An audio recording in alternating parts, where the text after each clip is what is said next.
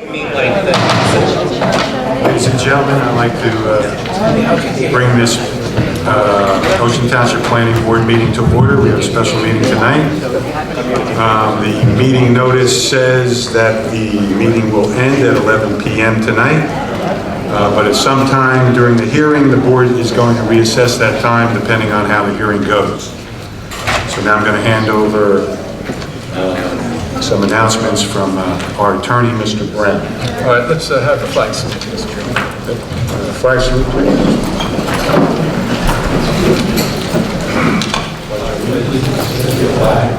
United States of America, to the republic for which it stands, one nation, under God, indivisible, with liberty and justice for all.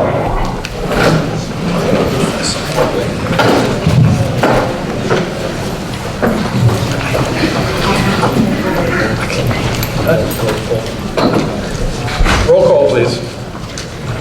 Mr. Brody? Yeah. Dr. DiBenedetto? Mr. DeFilia? Here. Mr. Duffy? Here. Mr. Good? Ms. Close? Mr. Levy? Mr. Siano? Here. Mr. Weinstein? Here. Chairman Barilli? Here. Say. The notice requirements of the open public meeting law for this meeting have been satisfied. A copy of the notice having been sent to the Asbury Park Press and the Coaster and filed in the office of the Township Clerk on July 19, 2019. There are emergency exits through the auditorium doors and 2 exits at the rear of the room. We also have a no smoking policy, and we have a board policy that no new testimony will be taken after 11 p.m. Although I did indicate that there was notice that this meeting would go until 11. We will reassess that as it goes on. All meetings will be video and audio taped and shown on the Township of Ocean's community cable channel, channel 22 on Verizon Fios, and channel 77 on Cablevision. All cell phones must be turned off, or if you need to make a call, please make your call outside of the auditorium. Thank you, Mr. Chairman.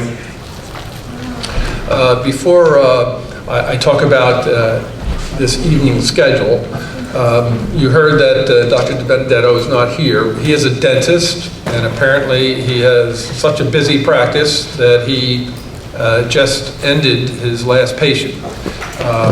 So for the purposes of satisfying him listening to the testimony, just as if he listened to the tape, as is permitted on a regular basis, you've heard some members have done that if they haven't been here. So the doctor, when he comes in, which will be within the hour, is going to state on the record whether or not he has listened to all the testimony. If he has, then I will determine on behalf of the board, with concurrence of the chairman, if he so agrees, that he would be able to vote tonight.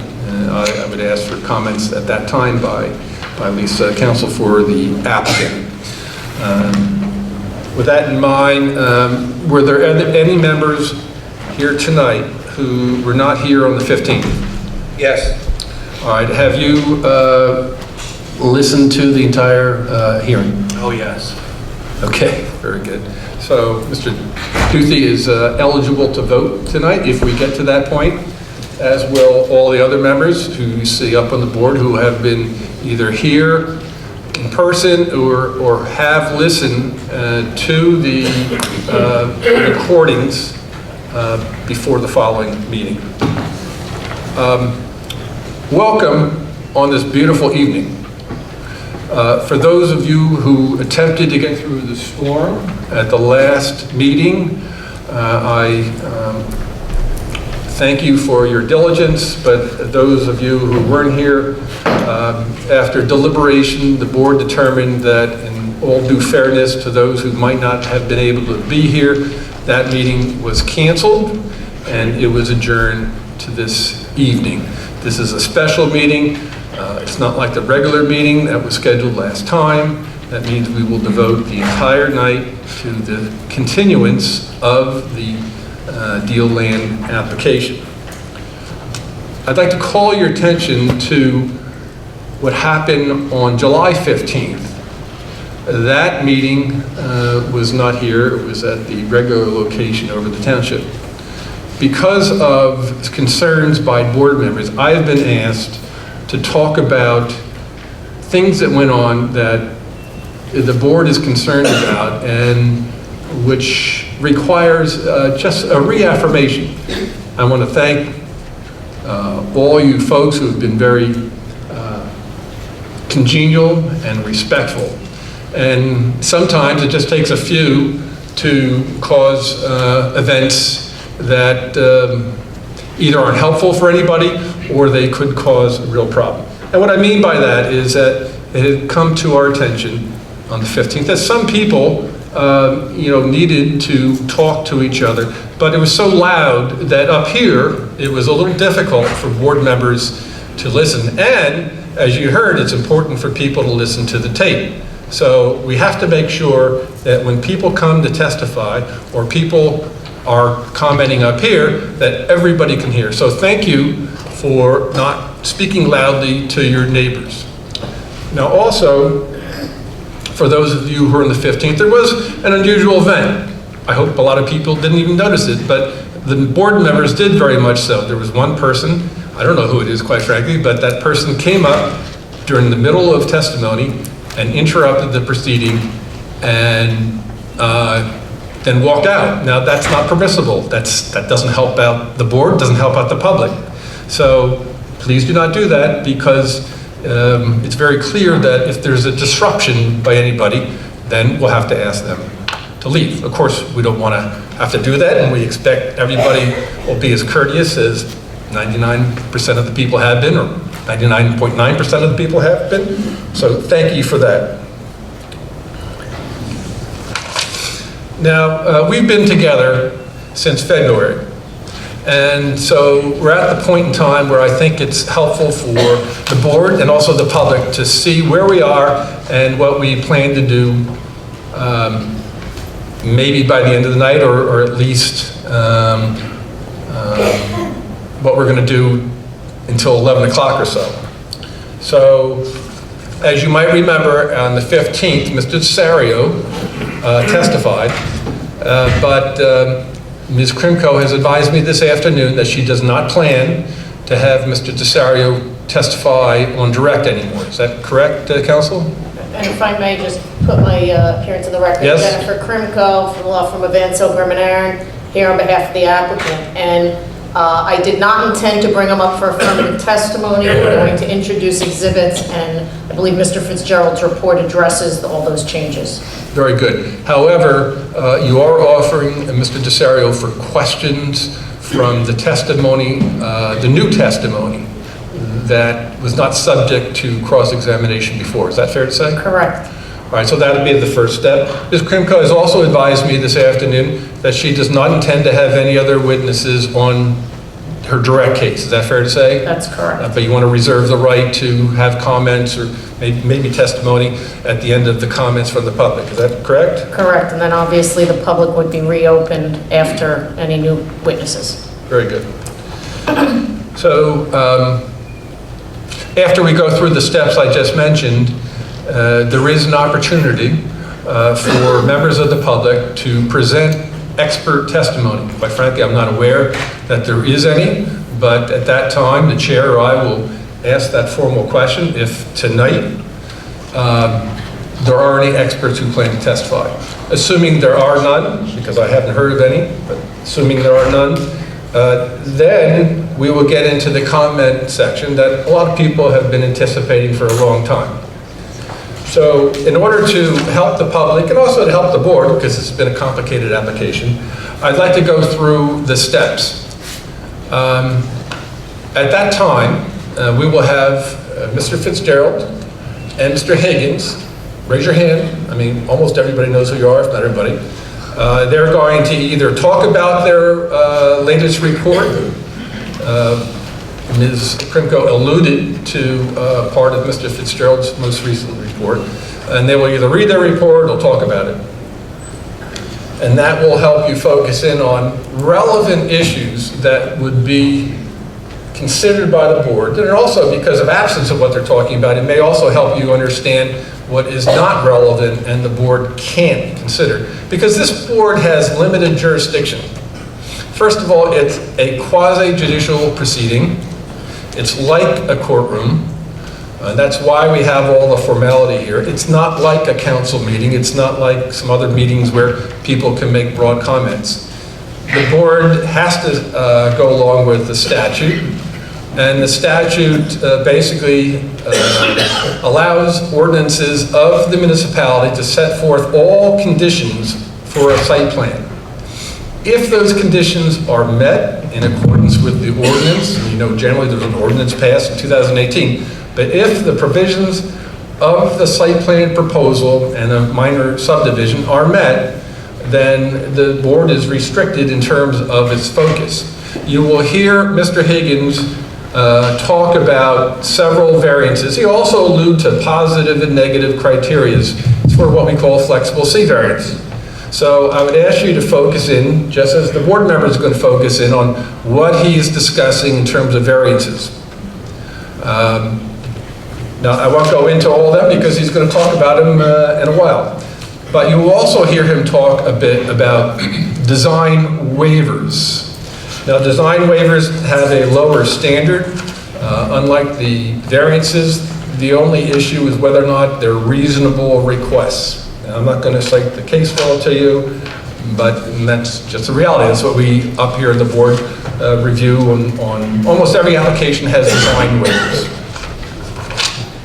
Now, with regards to design waivers, I'm advised by Ms. Krimko that she will announce soon, or already has indicated, that the applicant is stipulating to some of the requests by Mr. Higgins in his report. So to jump start on that, for example, you'll hear him talk about sod. The applicant will reiterate that they are stipulating to what is suggested by Mr.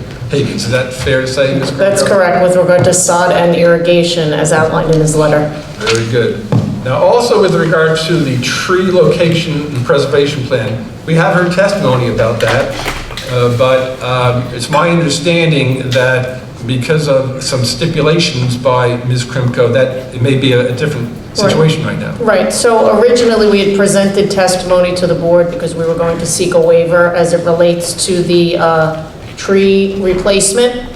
But after hearing from the public and hearing from the board members and understanding that that was not the case, we are stipulating, as I think I said at the last meeting that we had on the 15th, that we will comply with both the site plan requirements with regard to replacement, as well as the tree ordinance removal requirements under your general ordinances, which are not under the purview of the board, but actually are facilitated through the Director of Community Development. There was a number in Jim's report which indicated, based on the tree location and removal, what that payment would be into the tree fund. What I offered to Jim is that based on some of the changes and the recommendations that were made by the board, our landscape plan may change during the process of hopefully resolution compliance. We will likely add more trees. That number may change. So we're not asking for any waiver. Whatever that number is, it's a simple mathematical equation. We will comply. All right, Mr. Higgins, is that an accurate portrayal? Yes, it is. All right, very good. So the board will consider what has just been talked about in terms of their final deliberations. Next, I want to shift over to Mr. Fitzgerald's report, which we'll be hearing about hopefully in a short time. You've heard a lot about traffic. You will hear in Mr. Fitzgerald's report, which I haven't seen the last version, but I'm sure you will hear him talk about the issue of safety, and that's within the property. It's ingress, egress, and the crosswalks that you've heard about.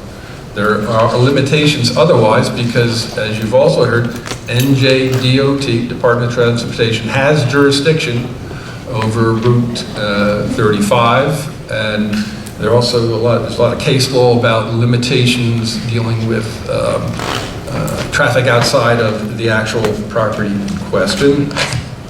Stormwater management, you'll hear Mr. Fitzgerald talk about that in terms of a resolution from from his perspective. I don't want to speak for him. And he'll also sum up some of the other issues that he's satisfied with based on certain conditions in a resolution, if the board passes this. Now, let me just talk about conditions. Some of you who go to these meetings know that almost every, at least significant application has conditions. In this particular application, if the board grants relief, then there will be lots of conditions that will have to be made by the applicant before anything can be done. That includes what you've heard so much about, approval by NJDOT, NJDEP, and there are probably a dozen other collateral state or county approvals that have to be met by the applicant, and they, in large part, will be overseen by Mr. Fitzgerald, as he will discuss in some extent. Now I want to talk about the public comment. When the time comes, you will see we have microphones on either side. Over here, we have a seat. Okay, so I guess that was. I believe Mr. Howlett has a presentation when it's his opportunity. That's why it's there? The microphone is right here. You might not be able to see it from there. Okay, so you can come to either microphone when we get to that point. And Mr. Verrilli, our chair, will recognize people who will basically go back and forth. Now, everybody with interest, and that's at least most, if not everybody here, will have an opportunity to come to the microphone to speak. Now, with that in mind, though, and I'm just going to allude to the Cox Treatise. You probably heard me mention that before. It's the treatise that land use boards throughout the state abide by. And so, with regards to the comments, Cox, for those of you who are lawyers here, it's page 369 of this year's version. It says that it must be remembered that not only must the chair keep things orderly, but the chair may reasonably limit duplications of testimony or testimony as to irrelevant matters. Now,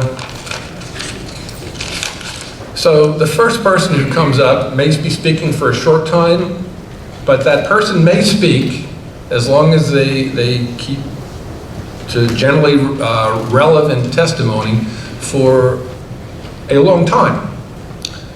Now, once that person is done, if the next person or other persons were going to say the same thing, we will permit you to say, look, I agree with Mr. So-and-so or Miss So-and-so based on everything he or she said or on particular issues, but not on the substance of the issue. You can just say, I agree on whatever, in a summary fashion only. That way you'll be able to have your say, and the board will understand your position, and we will be efficient. You know, I have to say, I don't usually, if much at all, go into this, but of course we have a lot of people here. There's been a lot of interest over time. We want to give people a proper ability under due process and fairness to come up here, but we also have to have some kind of procedure so we can get through this and everybody can get a fair shake. Now, in terms of relevant testimony, the chair, he's the person in charge. I mean, I may assist him, as you see over time. He and I have talked back and forth on certain things.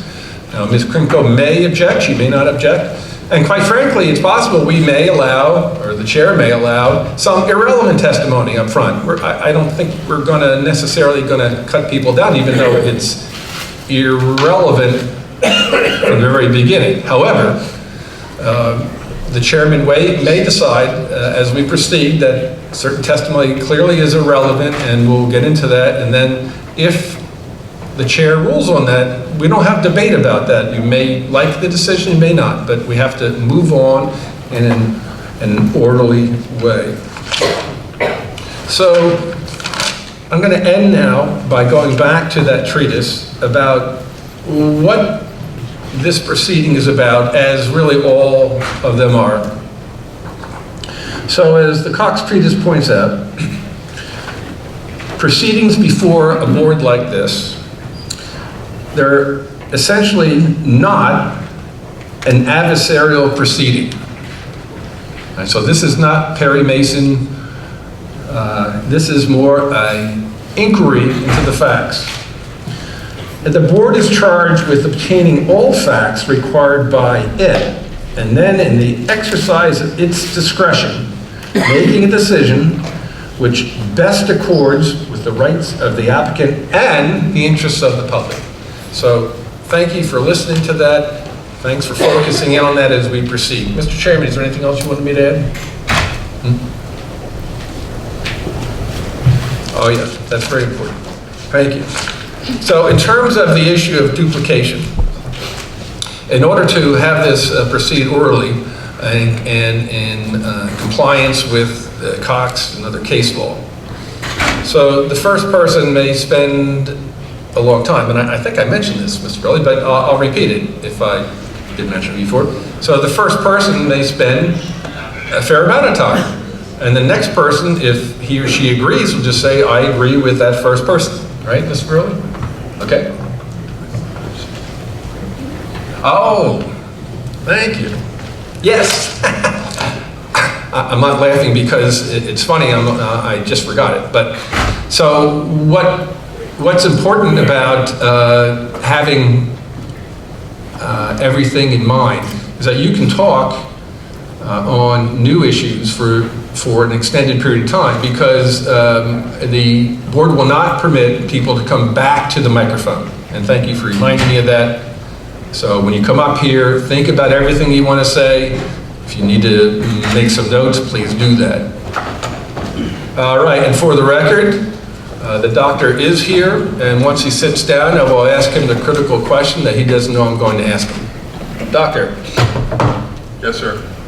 So I indicated that you just left your last patient, and were you able to listen to everything that's been said since the beginning of the meeting? Yes, I have.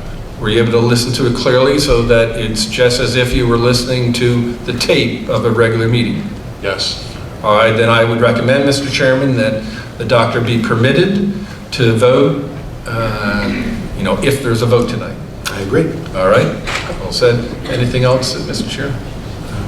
Ms. Krimko, anything else before we proceed? No, not procedurally. Members of the board?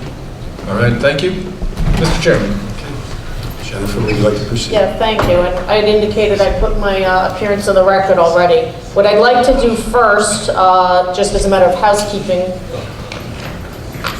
so I don't forget at the end, is we'd introduced a lot of evidence that we've talked about over time. Yes. What I'd like to do is just move all of that into the record formally as evidence. Yep. And that's everything on the list that's A1 through A80, which is what we left off on July 15th. So I'd just like to move that into the record as evidence. Mr. Chairman, I have reviewed every one of those exhibits in advance of this meeting. I would recommend that they could be admitted because they have all been testified to, and I would suggest that they can be reviewed by the board in its deliberation. Thank you. So the chair is indicating. Yeah. Okay, thank you. And then for identification purposes for tonight, because of the cancellation of the last meeting and we didn't have an opportunity to get it in, so it's just for identification, I'd like to introduce 4 additional exhibits. They are the exhibits that were submitted and with which Mr. Fitzgerald based his report. Excuse me, A81 is a site plan exhibit prepared by Mazer Consulting, dated 7/23/19, consisting of 1 sheet. A82 is the revised urban jug handle exhibit prepared by Mazer Consulting, dated 7/23/19, consisting of 1 sheet. A83 is the revised urban jug handle exhibit WB62, which, as you remember from all the past ones that we submitted, shows the circulation of a WB62 tractor trailer, prepared by Mazer Consulting, dated 7/23/19, consisting of 1 sheet. And then finally, A84 is the revised urban jug handle exhibit signage prepared by Mazer Consulting, dated 7/23/19, consisting of 1 sheet. As I had indicated in the beginning of the hearing, the changes that were made to these plans were specifically under the guidance and direction of your board engineer. If you remember, we had moved some exhibits and had lengthy testimony at the 15th, and since then, Mr. Fitzgerald had an opportunity to review them, worked in tech review with my engineers, and the engineers made changes at his direct request. So what I would like to do is, rather than put our engineers up for affirmative testimony to it, I think it might be best to turn to Mr. Fitzgerald and have him go through his report at this point, because we have no other testimony or exhibits, and he can walk through what changes were made and why, since they were at his behest. You want the whole report or? Yeah, might as well, I have no, yeah. I gotta get a copy of it. Copy of what, the report? Yeah, because if I read it off the screen, I'm. Do you have an updated copy of all the exhibits? Yeah, I do. And I did email them over to Amy. I do have a copy for you. And I did give a copy to the court reporter.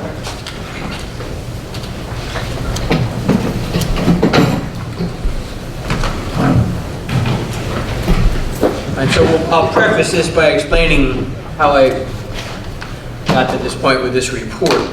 I had issued a report that I thought would be read last week. As you know, the meeting was canceled because the applicant, as I indicated earlier in testimony, met with myself, Mr. Kirk, Mr. Higgins, members of the police department, or the captain, at least from the police department, to discuss the concept of the urban jug handle, because our primary concern was safety, particularly on the site. If people are using the jug handle exclusively heading northbound on 35, wanting to go west on Deal Road, and not worrying about whether they're on a commercial site or not. The concern was speed and speed control without physical traffic calming devices like speed humps, which serve a purpose at a time, but in an emergency, when an emergency or first responder needs to get across the site, can be problematic, if not actually hurtful. Having said that, my main concern with the urban jug handle was in the inside corner at the northeast corner. So I'm pointing to the screen right now, this area that I'm circling with the red dot. The geometry shown on the screen was submitted, I believe, sometime around the 15th of July. And it's acceptable. It's kind of a standard geometry. It shows an inside curve of the curb line. The inside curve of the curb line is set such that between the center line and the curb line, the design vehicle, which is a 62-foot long tractor trailer, can navigate the curve without jumping over the curb or crossing the center line of the roadway, driveway in this case. My concern with that, though, is that's fine for the 62-foot trailer, but the Beamer can fly through that curve, or at least go through it relatively fast. So what I asked the applicant to do was look at the possibility of laying out the wheel path of the tractor trailer and tightening the curb lines up so that they eat up all the extraneous asphalt. Any asphalt, if you notice, if you live in a residential neighborhood, most of us do, with relatively narrow streets and some parking, somehow moving vans manage to get down those streets. And if you watch them do it, of course, they swing usually way left, cross into the other lane, and make the turn around. And they don't do that because the cab can't make the turn at the corner. They do it because if the cab makes the turn, because of the length of the back wheels cut across the lawn, if you will. So what I asked the applicant to look at was the possibility of making this curb as tight as can be, but having it provide enough pavement so that the vehicle can make the swing movement on its side of the center line, and the back wheels will stay on pavement without jumping the curb. And so that was submitted on the 23rd, the day after last week's meeting. They looked at that and they showed me a copy, a preview by PDF, by email, and then they submitted that, and that is now shown here. And what they've done is, you can see how it's just a little odd shaped here, but the center lines work fine, the curb line works fine. Instead of being a 62-foot radius, this is now a 30-foot radius. It allows the design vehicle to make the swing without jumping the curb, without crossing the center line, It also shortens the pedestrian path to a straight line without a refuge island, and it allows it to be a three-way stop, which is what I've wanted from the beginning at this point if we're going to have an urban jug handle, because that forces all vehicles to at least stop once somewhere on the site.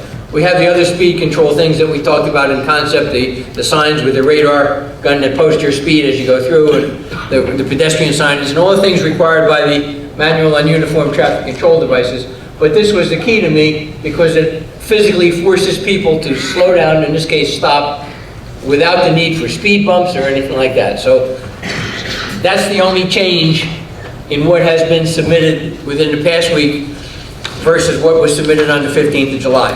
Having said that, I'll go to my report dated August 1st on some pages. Mistakenly, I didn't change the... Okay, so in essence, all of the comments of the report were issued either early in the game, and for those of you that have the report or see it, I always put an older comment, always has the date it was issued adjacent to it. So many of them were issued back in January, around January 25th, okay? And I guess it's not up there, okay, so it's fine. So my comment number one, I'm not going to read, it just describes what the applicant's here for. A minor subdivision, the tract is 30 acres, etc. There's a commercial piece, a townhouse piece, etc. Everybody knows that by now. It's a formal report, it's part of the record, that's why I bother with that. Number two, I talk about variances and there were waivers requested and that they're itemized on the first sheet of the site plan. And from an engineering point of view, I find none of the relief unsubstantiable. Administrative, I had comments 3 and 6 left over that have not been addressed or had not been addressed. Okay. What I explained in 3 is that the site is being purported for development for generic uses at specific locations. So there's a hotel location, there's a convenience store with gas station location, there are restaurant locations, there's a retail location. Regardless of what the applicant may show by way of exhibit, they're not getting approval for a Wawa specifically. They're getting approval at that location for a convenience store with a gas station. The hotel may be a Marriott or a Sheraton, depending on what they show you, maybe not getting, but there is no, it's a generic approval for a hotel of 114 rooms, whatever, at that location. They're not getting approval for any particular franchise. Retail is retail. No matter what they show on the detail, it's a retail store. What I did mention in number 6 is kind of important, so I'll read the most recent part of that comment. The layout of the proposed development has evolved since this comment was initially issued, with the elimination of the far side jug handle at the Deal Road intersection with Highway 35, the incorporation of the on-site urban jug handle, and the realignment of interior circulation driveways and parking fields. The commercial portion of the proposed development has been made more efficient as to circulation and operation, and in my professional opinion is much improved relative to the initial proposal. Layout, circulation, and parking.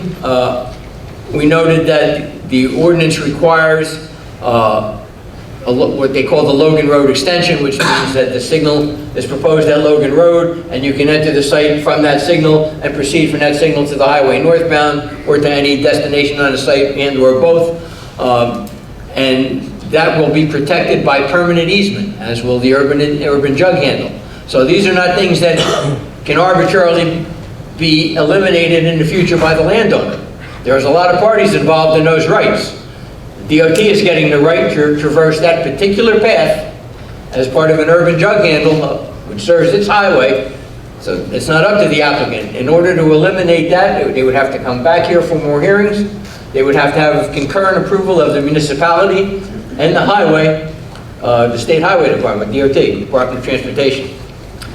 So these are permanent easements and permanent right-of-way easements, if you will.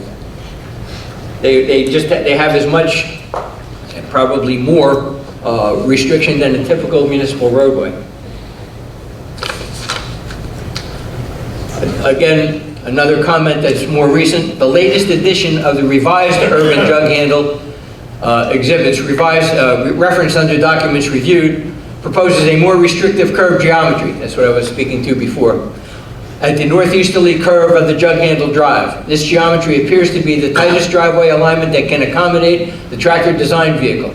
The geometry will further support traffic calming and vehicular speed control measures and is acceptable from the township's perspective, subject to review and approval of the DOT. I don't think it can, if it's going to be an on-site jug handle or urban jug handle, whatever we want to call it, I don't think it can get any better than this one as to the geometry, any tighter. Grading, drainage, and stormwater management, my comment number 10 was issued 125. However, I do note that, I'll just read the parts of it. Because the Poplar Brook, property abuts the Poplar Brook, and developer must obtain both freshwater wetlands and stream encroachment reviews approvals of the NJDEP. The NJDEP has claimed jurisdiction upon and has undertaken a complete review of the stormwater management plan for this development. This will ensure that the strictest requirements of both the state and the Township of Ocean will be met in the designs for mitigation of post-development stormwater quality and stormwater quality. I think I talked about this briefly at the meeting last week. I mentioned that we require some things within structural measures for stormwater management or mitigation that the DEP doesn't. We think they make them easier to maintain, easier to clean, and more efficient. We strictly require them. DEP doesn't, but we'll get them. With regard to storm drainage, you should be aware that all of the stormwater management facilities, I'm kind of contemporaneously speaking right now, are designed to handle the 100-year storm. That's an 8.9-inch rainfall in 24 hours, but it's not a steady rain. It's got a period in it where it's a big blast for about 3 hours right in the middle. Having said that, these are design storms. They don't happen in reality. They're meant to be safe. With regard to that, storm drainage systems are typically designed for the 25-year storm. And in fact, the state only requires a 25-year storm designed for the collection system unless exceeding the capacity of the collection system will result in water running off-site onto another property, onto a highway, in a deleterious manner upon an adjacent off-site property. We are going to, we're asked and the developer agreed to, and we are requiring the design of the storm drain collection system to handle the 100-year storm. So should you need a bagel or go to the hotel or whatever, in a 100-year storm, you shouldn't have to deal with running water down the driveways or deep ponds. The system should handle it and get it into the structural facilities to contain it and mitigate it. That's what I was saying when we review it. We get the things that we want and the DEP will get what it wants. And to be honest with you, both statutes are identical. We just ask for more if someone needs relief. Sanitary sewers and utilities, there's no issues. It's on a major highway. The sewers and utilities are there with adequate capacity. Site lighting and landscaping and signage is deferred to the board planner and the board.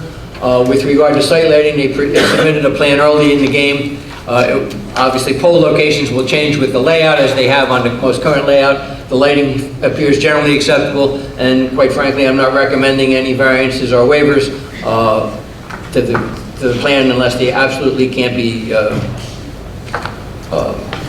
met. The requirements of the ordinance is pretty strict, can't be met. Bill, can I just ask you one question? Go ahead. If you remember, the only variance we are seeking for that has to do with the bollard lights at the hotel. Correct. Because in order to light up the ground, so that's the only variance. I understand. So you were talking about the tall lights? Right. Okay. Right. I'm really talking about illumination levels. Okay. More than anything. Okay. We have a really strict requirement as to illumination levels and ratios. So it doesn't go from bright, dark, bright, dark, bright, dark. You have to have a constant, fairly constant, low variability lighting plan, illumination levels across the site. Erosion sediment control as freehold soil. Construction details, I have the comments been out there since January. All construction details shall be finalized in strict accordance with township requirements and to the satisfaction of the board engineer. Easements, site triangle easements and any other easement must be finalized via a written executed agreement filed in the office of the county clerk. Okay, we do that with all easements. As I said, because the urban jug handle will have what's the equivalent of a right-of-way easement, which grants rights to the DOT, it's even more restricted than a typical road in a subdivision. I formalized that in comment 24, which was sent out 1/25/19, but my more current comment earlier this month. With regard to the urban jug handle, Road A, and the portion of Road B between Logan Road and Road A, the easements incorporating these driveway areas shall be permanent and unalterable except by mutual action of the NJ Department of Transportation and the Township of Ocean, since these travelways will at all times be available to the public and function as an integral part of the municipal and state roadway systems. With regard to outside agency jurisdictions, they require a number of outside agency approvals, some of which they're in the process of getting, some of which they may have gotten, but will have to get if they are approved by this board and want to proceed with construction. They include the Monmouth County Planning Board, New Jersey Department of Transportation, the Highway Access and Highway Drainage, Township of Ocean Sewage Authority. With regard to the Department of Environmental Protection, they need wetlands transition area modification or averaging, wetland statewide general permit for stormwater outfall, stream encroachment permit, dam permit, sanitary sewer treatment works approval. And the stream encroachment permit, as I understand it, is a verification of the flood hazard area, which I believe they've gotten, so that if you have looked at the plans or do look at the plans and you see the flood hazard line, that has already been approved reviewed and approved by DEP. And Freehold Soil Conservation District, which is a certification of erosion and sediment control plan, and a construction general permit, which means they get monitored for the water they discharge from the site during construction activities. I conclude by saying at this time I have no engineering objection to the board incorporating the above recommendations and/or requirements as conditions of an approval of this matter should it elect to proceed in that direction.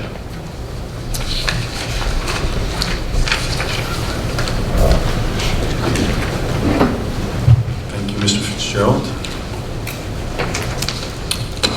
At this point, I guess... I would suggest that since we had the full report by Mr. Fitzgerald, now we have Mr. Higgins paraphrase or read his report, but we will have to get back to cross-examination of Mr. Desario, right? Well, shall we see if there's any questions for him, since we're talking about engineering before you move on to Mr. Higgins' report, perhaps? We can do that. And put those what to about rest. questions of Mr. Desario? That's what I'm suggesting, that we could do now. All right, you want to have him? Oh, he's right there. Yeah, you want to come on up? So, Mr. Desario, you have been under oath more than once, and you continue to be under oath. Everything you say must be truthful. And this is just questions as it relates to the new testimony offered on the 15th. That's correct, yes. We had closed as to his regular testimony. Yes. Yeah, we can start with questions by the board. Are we limited just to the 15th? Yeah, just to the 15th. Any questions of Mr. Desario by the board members from his testimony on the 15th? No? And I would open it up to the public if anyone would like to ask Mr. Desario any questions regarding the testimony he gave on July 15th. Mr. Bay? I can wait till the others.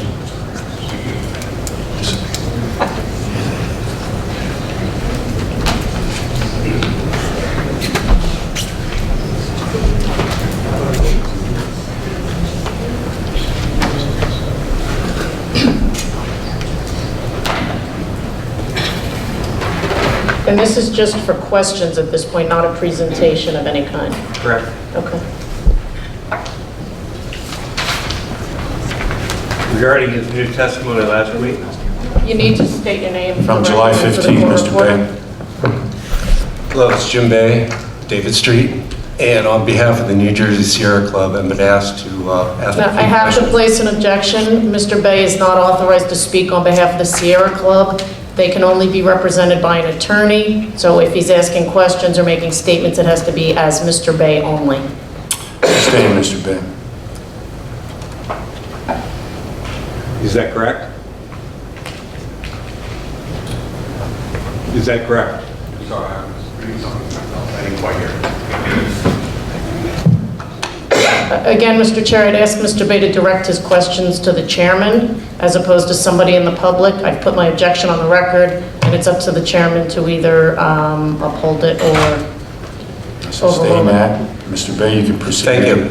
I'd like to ask Dan about his new testimony last week. 2 weeks ago. 2 weeks ago, please. And 2 weeks ago, you said that the applicant is making improvements to Deal and Highway 35 that will help the traffic operate more efficiently along Deal Road, particularly westbound. Is that correct? I don't recall that. Thank you.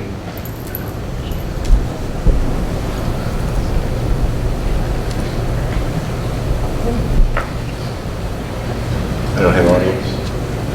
Hill Road and 35. You're making improvements, but the improvements are not going to slow down the impatient driver. Would you agree? Wait, I have to, The improvements I have to object. I'm not sure that Blaine traffic asked, operate more I'd ask efficiently Mr. Chairman along to Deal ask Road, Mr. particularly Bay to stop Mr. that. Bay, could you refrain from playing? If Mr. Bay would like to present evidence at the public portion and then make comments about his evidence at the public portion, I obviously have no objection. At this point, this is for questions of Mr. Desario. If Mr. Bay wants to demonstrate that Mr. Desario said something that he indicates now he doesn't recall, then during the public portion, he's free to do that, to impeach that witness. But for purposes of I cross-examination, understand. So I have to sustain it because this is just cross-examination right now. And he did answer you, Mr. Bay. He did answer responded you. that he does not recall saying that he had improvements on Highway 35 and Deal that would improve the traffic flow. He Answered that he did not recall that. Right, correct. Thank you. Regarding your previous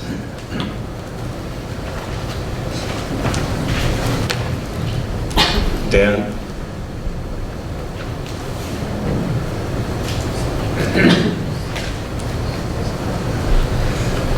On May 9th, Dan submitted to the board this document.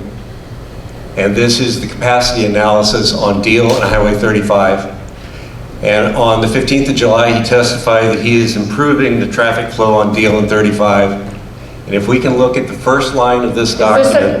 Again, the question was asked of the witness, did you say that? And he said, I don't recall. So you're stating facts that are not evidence. Again, these are just questions. Okay, Dan, after the build, will there be an 88.1% increase in vehicle delay eastbound on PMP from 28.6 seconds becomes 53.8 seconds, increases 25.2 seconds, 88% increase on eastbound PM. Dan, is there an 88% increase in the delay to traffic eastbound PM? That was not part of my testimony from July 15th.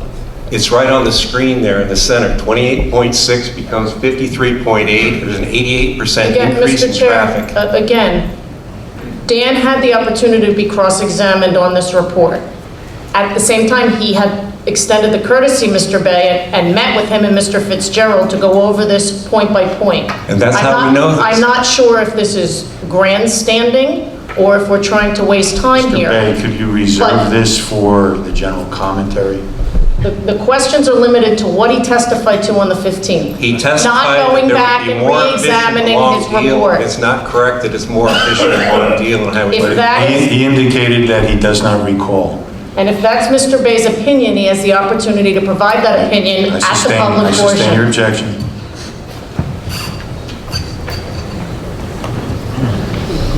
Okay.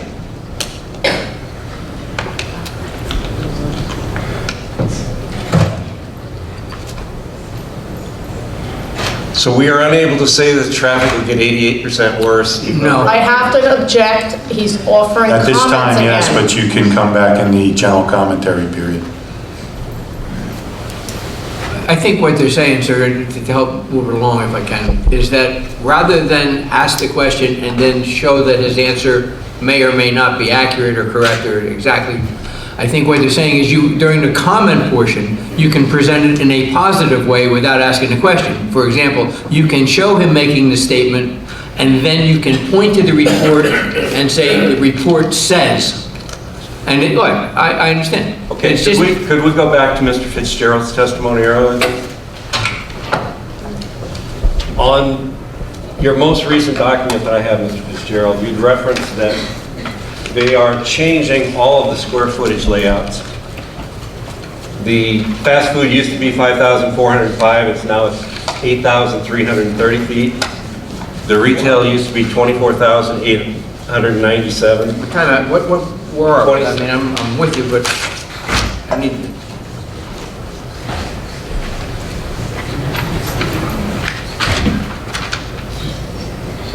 Okay.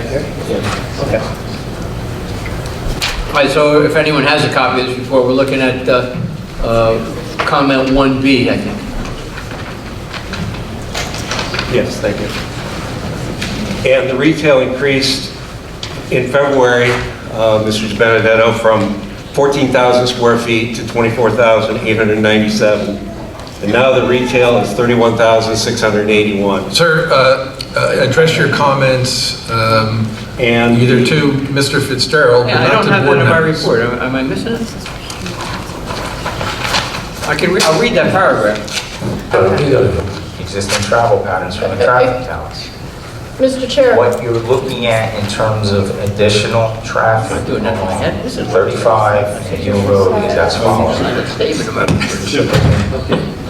And Mr. Chair, again, I understood that the applicant is providing their traffic expert for questions. I'd like to conclude that, questions for Mr. Desario, close that public portion, and then if there's proceed. questions for testimony that Mr. Fitzgerald made tonight, well, then there might be an appropriate time for that, but this Okay. is not it. thank you. Sustain that. Thank you. So I have nothing further from Mr. Desario because I have nothing further from Mr. Desario now, even though it's in front of us. So I'll leave or stay. What's your call? You can take a seat, Mr. Bay, but I recommend you come back for either general commentary or No, for Mr. Fitzgerald is the question. for Mr. Fitzgerald. Well, I'd like I'll come to, back later for Come back Mr. later. Fitzgerald. Thank Please. you. Thank you.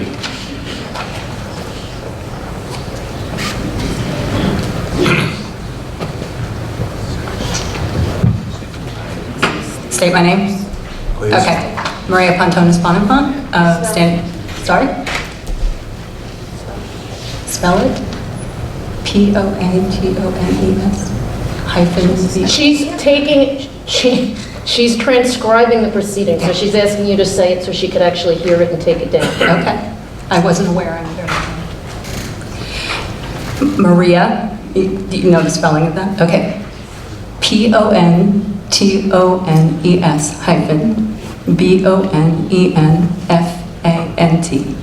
Okay. And I have 3 questions. Your address, please. 20 Standish Drive.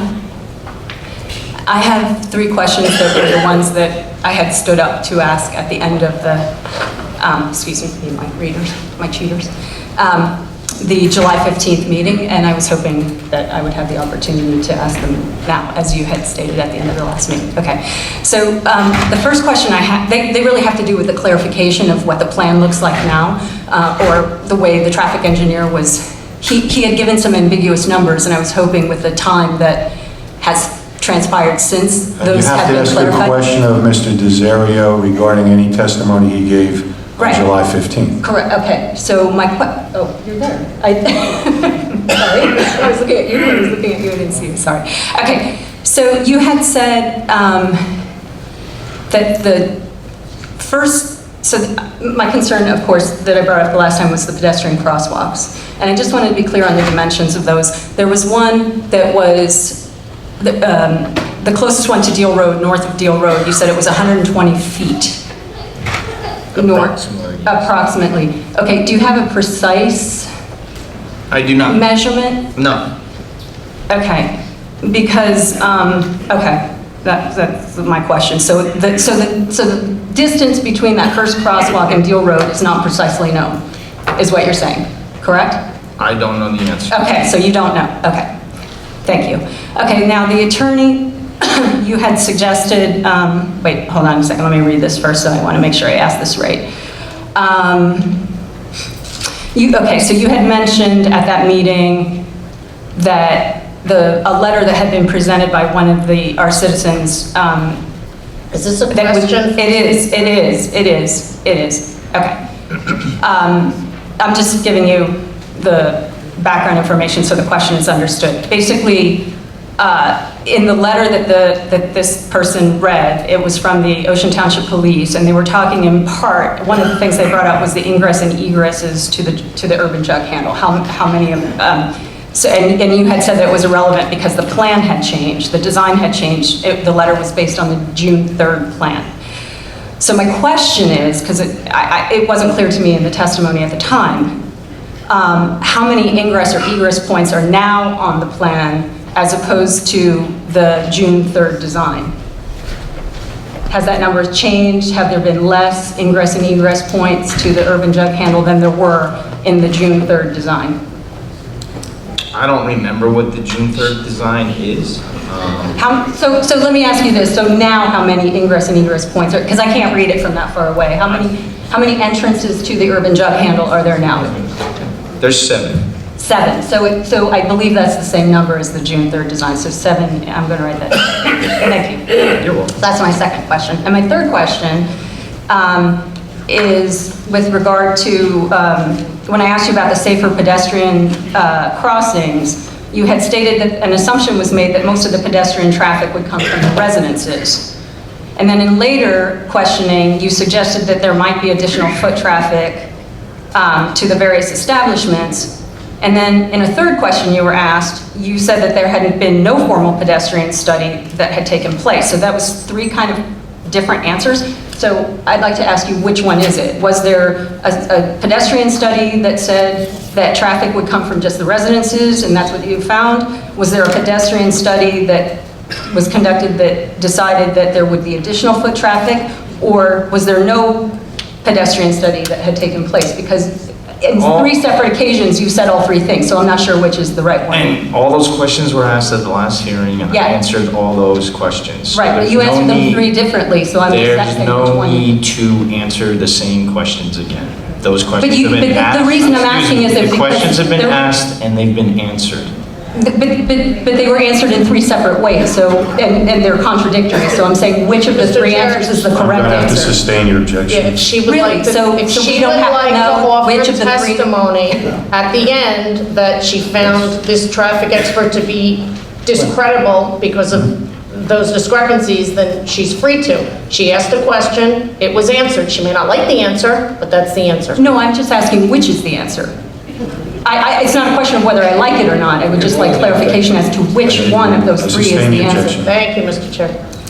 Okay, so all 3 are still the answer. That's what the test. Do you have any other questions? Mr. Chairman, I don't understand why he can't answer. I think it's a pretty simple question. She's asking, which one is it?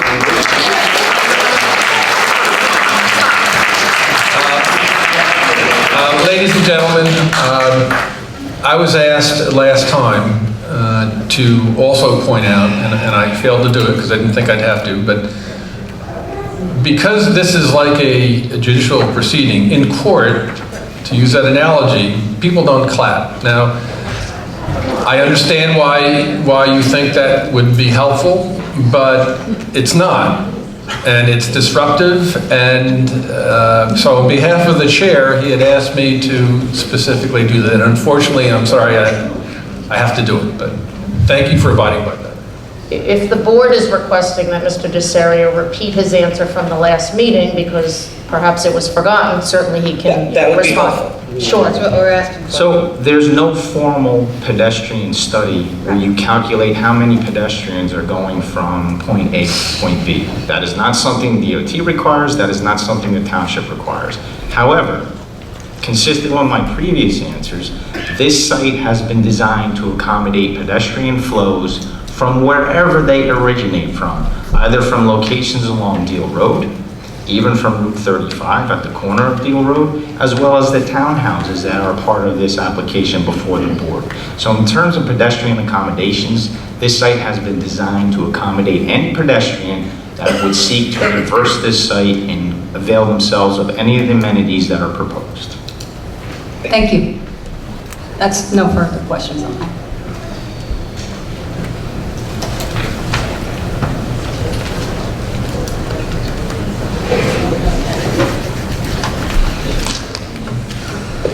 I'm Mitch Grayson, 16 Meadows Lane. What specific... I'm sorry, the court I'm reporter sorry. didn't get your name. Just spell it. Grayson, Grayson. Name it. Your address, please? I'm sorry? Oh, 16 Meadows Lane. Regarding particularly the urban jug handle and crosswalks you talked about at the last meeting, what specific accommodations have you made for visually impaired, auditory impaired, or mobility impaired people?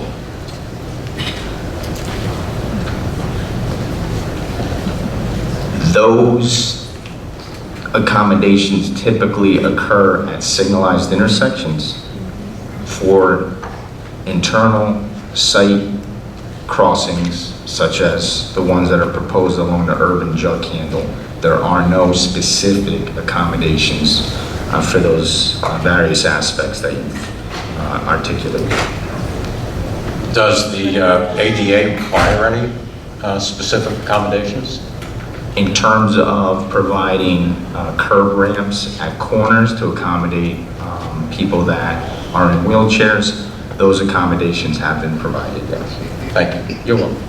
Okay, here's further point. Are there other accommodations that are necessary for other people with disabilities? Not for the internal intersections, no. Any other questions for Mr. Desario? Mr. Howlett?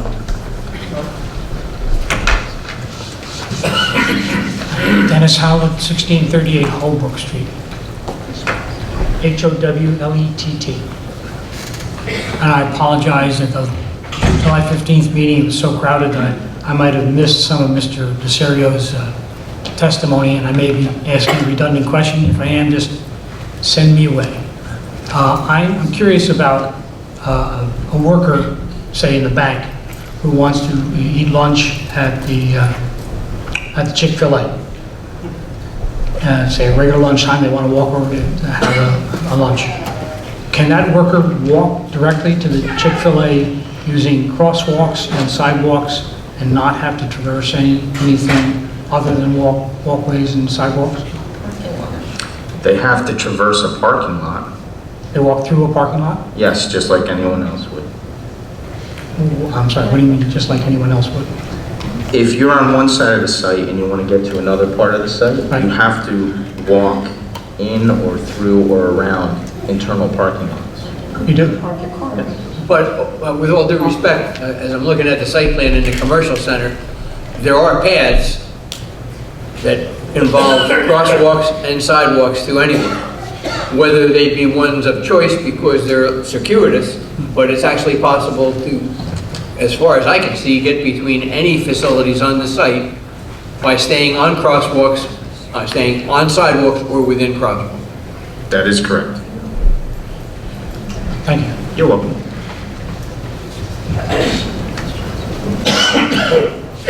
Any other questions for this witness from members of the public?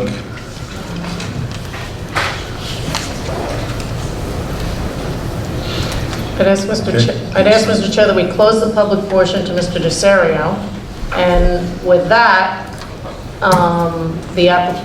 presuming that the board agrees, the application effectively rests at this point, and I believe that what's left is for Mr. Higgins to discuss his report, the public comment, and then obviously my opportunity to cross-examine the public after they've made their statements, as well as closing remarks. And as Mr. Brown indicated, reserving the right to put new witnesses up, should I desire to. Just to clarify that one point, the statute is clear that people who comment under oath are subject to cross-examination, but That will be at the end of each individual's comment. Correct. It won't be at the end, okay? Correct. With that being said, I would suggest that that's the proper order, and we can accept council's position that she's closing her direct case subject to what she indicated. Fine. And Now we look to Mr. Higgins. Mr. Higgins. Sure. I will read the report rather than summarize it. Dated July 14th, 2019, the applicant is proposing to subdivide an existing 31.08 acre parcel into a 14.87 acre parcel for the purpose of commercial development, including a hotel, a gasoline station, convenience store, a fast food restaurant, 2 full-service restaurants, a bank, and a building for retail sales, and a 14.52 acre parcel for the purpose of constructing 70 townhouse units. The construction of an urban jug handle and roadway improvements along Deal Road, and the dedication of 10,333 square feet for the purpose of roadway widening along Deal Road. The site is a 31.08 acre parcel located at the northeast corner of the intersection of New Jersey Route 35 and Deal Road. It's currently vacant and wooded with the exception of a 4-car garage. The site is encumbered by wetlands and wetland buffers mainly on the northern and northeastern areas of the site. Zoning. The site is located in the C7 Community Mixed Use Overlay District. The proposed uses are permitted uses in the zone. The proposed development requires several bulk variances from the C7 zone requirements, along with some variances from other sections of the ordinance, as well as several design waivers. In addition, Section 31-28BA3B states, and I'll quote, "The construction of a bypass lane from Deal Road westbound to Route 35 northbound shall be investigated, which would allow traffic traveling west on Deal Road to access Route 35 northbound without traveling through the signalized intersection. The feasibility of such a bypass lane shall be subject to a joint inquiry by the applicant and the township to NJDOT to allow such a bypass lane. In the event that NJDOT determines that the bypass lane is feasible, a joint application shall be submitted to NJDOT by the applicant and the township. In the event that NJDOT determines such a bypass lane is not feasible or denies the joint application, the applicant shall provide 3 westbound lanes on Deal Road at the intersection of Route 35, 1 dedicated left turn lane, 1 dedicated through lane, and 1 through right turn lane extending from the jug handle," unquote. The revised plan, including the urban jug handle, meets the intent of the ordinance by providing the bypass lane, that will, quote, "allow traffic traveling west on Deal Road to access Route 35 northbound without traveling through the signalized intersection," unquote, and also provides the required 3 lanes on Deal Road. So basically what I'm saying there is that the applicant has not only complied with the ordinance, but he's gone a little bit above the ordinance by providing the urban jug handle as well as the 3 lanes that were required if he didn't provide the slip ramp. There are a number of variances required, and just so the public understands, variances are deviations from the zoning standards in an ordinance. And it's required by anybody seeking a variance that they make proofs that either the site, there's something unique about the site that makes compliance with the ordinance not possible, or that the benefits of the granting of those variances substantially outweigh any detriments that might occur from the granting of the variance. The first one is a 2-foot change in grade. The ordinance requires a variance to be granted for any change in grade of more than 2 feet. The plan proposes changes in grade in excess of 2 feet in a number of areas. The primary reasons for the changes in grade are driven by drainage issues, which is a common occurrence in site plan applications. Quite frankly, I don't think we've had a site plan application in the last few years that hasn't had this variance associated with it. The applicant has provided testimony regarding the reasons for the change in grade. I do not see any significant negative impacts regarding aesthetics, and in some instances with regard to buffering, the change in grade is a benefit in that it provides additional screening. I defer to the board engineer with regard to the engineering aspects of this variance. 21-38BA3C, number and location of curb cuts. The ordinance requires that access to and from Deal Road shall be provided at a point opposite the intersection of Logan Road with Deal Road in order to utilize the existing traffic signal at that intersection. One additional right-in egress only may be provided along the Deal Road frontage, unquote. The required access at Logan Road is provided, but the second access on Deal Road, which provides access to and from the urban jug handle, is a right-in, right-out access that requires a technical variance because the ordinance said it could only be a right-in access. The need for this variance is necessitated by the plan revisions recommended by the board and the board professionals. It is a superior planning solution to not having the proposed urban jug handle, and the benefits significantly outweigh the detriments, in my opinion. 21-38BA4 required buffer. The ordinance requires landscape buffers along all property lines and states that they shall, quote, shall consist of berms and plantings that will form a solid screen of parking and internal roadways from adjacent streets, unquote. The required buffer is not provided along Route 35. The applicant has provided testimony regarding the positive reasons for this variance. It is my opinion that the variance qualifies under the C2 or flexible C criteria where the benefits of granting the variance significantly outweigh the detriments. By way of background, there were extensive discussions during the process of amending the ordinance to create the current C7 zoning with regard to providing a significant landscape buffer along the portion of Deal Road opposite the existing single-family residences to the immediate south of the site. While the ordinance includes language that requires a solid screen along the Route 35 frontage, this was included in error and was never the intent. It should be noted that there is not a single commercial site along the Route 35 northbound or southbound that has a solid screen, and no other zone along Route 35 requires a screen. The uses in the C7 zone are also permitted uses in the C2, C3, and C4 zones, which do not require a solid buffer along Route 35. And I'll take the hit for that for actually making the mistake in the ordinance when it was prepared. 21-38BD2A4, proximity of a commercial signage to the existing residences.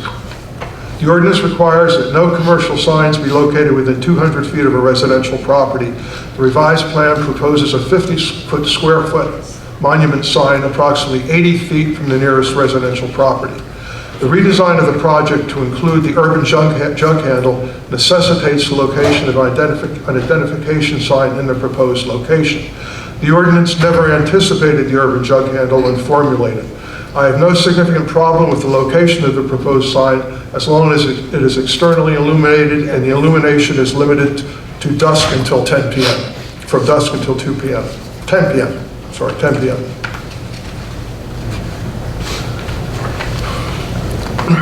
Front yard setback. The ordinance requires a 50-foot front yard setback from Route 35 for all commercial buildings. The proposed canopy for the fast food restaurant drive-through ordering station is set back 38.2 feet. The applicant has provided testimony regarding the positive reasons for this variance, which would have to qualify under the C2 or flexible C criteria where the benefits of granting the variance significantly outweigh the detriments. The board should determine if this testimony is adequate to justify the granting of the variance. Curb 2145.5B, curb landscaped islands. The ordinance requires 10-foot wide curb landscaped islands at the ends of all rows of parking and allows no more than 20 consecutive parking spaces without a 10-foot wide curb landscaped island. There are 6 locations in the proposed parking areas where the required 10-foot curved area are not provided. These include, there are no curved islands at the 4 corners of the proposed convenience store at the ends of the parking rows facing all 4 sides of the proposed convenience store. These areas on the northeast and southeast corners of the building are loading zones. The areas on the northwest and southwest corners of the building appear to be concrete at grade with the parking spaces with no curbing. The applicant has provided testimony as to the need for the variances and agreed to have these areas agreed to pave these areas with decorative pavement. Decorative pavers qualify as landscaped areas under the ordinance so that the only issue is the lack of curbing. There are 2 rows of parking in the front of the hotel that have 24 parking spaces without the required 10-foot wide landscaped island. The 2 rows of parking in the center of the parking area north of the proposed restaurants, where 30 spaces are provided without the provision of the required island. There are a number of areas on the site where the landscaped islands are greater than 10 feet and where the required islands are provided where there are significantly fewer than 20 spaces in a row of parking. The applicant has provided testimony as to the reasons for the deviation in front of the hotel, which is minimal and does not provide a significant negative impact. The deviation north of the restaurants has not been addressed by the applicant. Testimony should be provided or the required islands should be included in the plan. And just for the record, while you're flipping the page, we'll stipulate to including them in the plan. Okay, so that one variance for that island then wouldn't be necessary.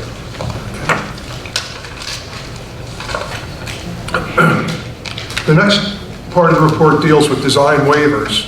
And just so, to put it in perspective, design waivers are waivers from design standards in the ordinance that are separate from zoning standards. They are not included in part of the zoning. They're simply a design feature that the ordinance stipulates should be provided. As Mr. Brown discussed earlier tonight, the standard for granting a design waiver is much less strict than the standard for granting a zoning variance. Basically, if the board feels that design waiver is reasonable, it can grant the variance. In this instance, you have 12155, 1F sod. The ordinance requires that all disturbed lawn areas will be sodded. The plans provide for most, if not all, of lawn areas to be seeded. I don't have a concern with the lawn areas in the interior of the site being seeded, but lawn areas along all street frontages between the street line and parking areas or buildings should be sodded. And we can agree to that. Yes. And if I understood Ms. Krimko earlier, the underground sprinkler systems are going to be provided on the site? Yeah, they'll be provided for all of the landscaped areas Yes. and the sod, obviously not in basins. Yeah, all of the newly landscaped areas Correct. and sod and grass areas. Yes, so that waiver is not necessary. The next one is the tree location and preservation plan. The ordinance requires a tree location and preservation plan that locates all trees on disturbed areas of the site that are 6-inch caliber or larger and provides replacement for each tree that is to be removed by either one 4-inch caliber tree, 2 2.5-inch caliber trees, or a donation of $350 to the Township Shade Tree Fund. The applicant has provided a very detailed report by the certified tree expert that analyzes in detail all qualifying trees on the lot. The report indicates the following: total trees to be removed, 2,399, total dead trees, 365, total sick or dying trees, 1,125, and total trees sound or stable to be removed, 909. The plan proposes to install the equivalent of 276 4-inch caliber trees, and that's basically 262 deciduous trees, 264 evergreen trees, and 26 ornamental trees divided by 2. Based on the above, the remaining tree replacement requirement for total sound trees to be removed is 633 4-inch caliper trees, 1,266 2.5-inch caliper trees, or a donation of $221,550 to the Township Shade Tree Fund. And just, we're stipulating, we're not asking for a waiver. So whatever the calculation is, when the final landscape plan is done, we agree to pay the full amount. So that, well, you have it listed under design waivers, we're not seeking a waiver. Yes, that's correct. That's correct. At the point this was written, that stipulation hadn't been made, I don't believe. That's why it was here. It should be noted that Township has 2 tree removal ordinances. One is in the land development ordinance and is quoted above. The second is in the Township's general ordinance. The second ordinance specifies that dead, dying, and diseased trees or trees that are in imminent threat do not qualify for replacement. With regard to the land development ordinance, as drafter of that ordinance, I can advise the board it was always the intent that dead, dying, or diseased trees or trees that are not in imminent threat, that the trees that are in imminent threat be included in the calculation for tree replacement.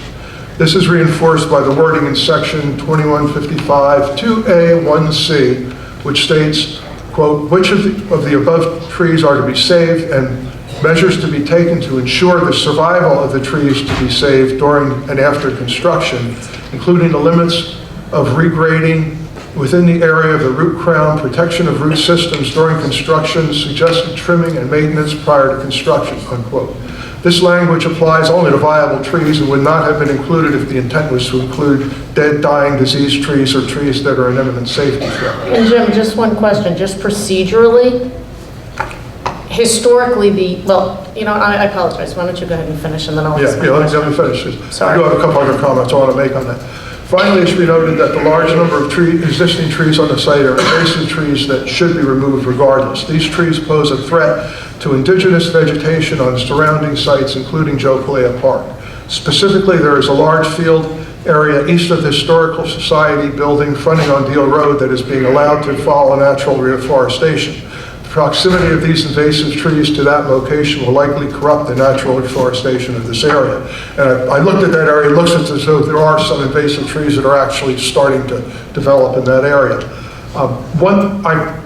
What I want to emphasize to the board, I know I talked about, 2 or 3 meetings ago, we talked about the possibility of me going out and doing an inspection and checking on the tree expert's report. And at that point, I spoke too soon, I think. I looked at this, I've looked at the board's past history with this issue, and I think that that's not a reasonable thing to do, and I'll tell you why. The board in the past has never required a report to the extent that this applicant has submitted on this site. The board has always taken, particularly the last 2 major developments in the site, Martelli development on Bound Road and the Toll Brothers development on West Park and Green Grove Road. They did sample areas and then projected the number of trees to be taken down, and those samples and the projection were accepted by the board without question. This is a design waiver, and it's really been taken to the level of looking at a variance, and quite frankly, I've seen use variances that have had more scrutiny, less scrutiny than this design waiver has. And what I'm trying to do is protect the board in case, undoubtedly this application, no matter what the board decides, it's going to court. It's going to be appealed. We're trying to protect the record. And I don't want it to look as if the board is holding this applicant to a completely separate standard than it has held any other applicant on any other application in the town. I think it's protecting the record. I'm satisfied with the tree expert's report. I've known the individual for years. I've inspected work that he's done in Ocean Township when he was a landscaper working in Ocean Township. I've worked professionally with him and seen the work that he has done. So I have full confidence that his report is one that's accurate. And the other point is that if this were to go to court and the court were to look at the testimony or the report of a certified tree expert versus the report of a professional planner, they're going to go with the tree expert. So I'm trying to protect the record here.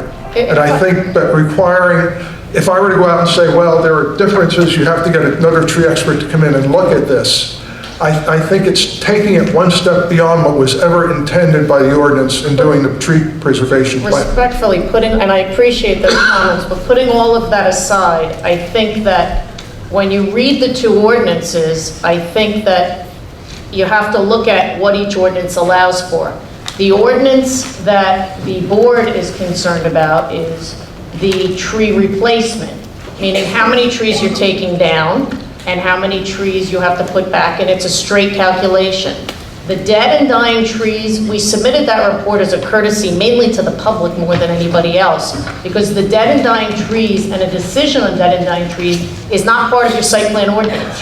It's not part of your consideration at all. I could go tomorrow with that report to Ron Kirk's office and apply for a tree removal permit to remove those dead and dying trees. That would have to be granted under your ordinance based on that certified tree expert report. There's no cross-examination of him. There's no opportunity for a member of the public to fight that, to argue with it, or otherwise. Your ordinance is very clear. Upon the submission of a report by a certified tree expert, and I think it's now a licensed tree expert, certifying as to dead and dying trees, a tree removal permit will be issued to remove those dead and dying trees. That ordinance provides that no replacement is required for dead and dying trees. So the issue of dead and dying trees and how many there are or aren't, or how many are coming down or aren't, is not within the purview of this board under your site plan ordinance. Your site plan ordinance is very limited to, once we remove the dead and dying trees under your tree removal ordinance, separate and apart from your site plan ordinance, we then count the number of qualifying trees, we show them on a plan, and there is a calculation based on the number of qualifying trees that we're planting back. So respectfully to Jim's correct assertion that it has never been done before for any other applicant, the reason it likely was never done before by any other applicant is your site plan ordinance doesn't allow for it. So as a result, and as a courtesy, while we could have made the application to remove the trees, we waited until this application was completed so as not to further upset anybody. But that's a separate situation. Yes, however, so first of all, I appreciate, Jim, your synopsis, and thanks for reminding us of our jurisdiction. So thanks for that. However, one of the things we were trying to do, because of your specialist, basically talked about that area as being somewhat unsalvageable, and that most of the trees were not healthy. We wanted to get a check on that and understand that better. And we were trying to basically also have our person, who's our representative, be able to do a check and balance against the applicant's Even expert. if you I hired appreciate a when tree you said expert, that. but if you hired a tree expert and they went out and said, Zig Panic is nuts. Every single tree here is vibrant and should not be taken down. It doesn't change what this planning board does, because the jurisdiction to take down dead and dying trees is outside the realm of this planning board. True and false. Oh. True and false. Because it might make us say, hey, if all the healthy trees are in this area, maybe we could figure out some methodology to save trees inside an area. And respectfully, And we may have said, you know what, maybe the urban jug handle doesn't matter, or it does matter, or it makes the most sense because they were dying, all the trees were dying in there anyway. well, I believe that Mr. Higgins has, without identifying each of the 2,700 trees, has said on numerous occasions and in numerous reports, has spoken as to the poor health of those trees and having walked the site. So the question as to the poor health of the majority of the trees has never been a question. I think The original statement I believe your arborist made to us was that he'd be surprised if there was more than 100 or so healthy trees. That's from what I remember. And we had something like 900 healthy trees.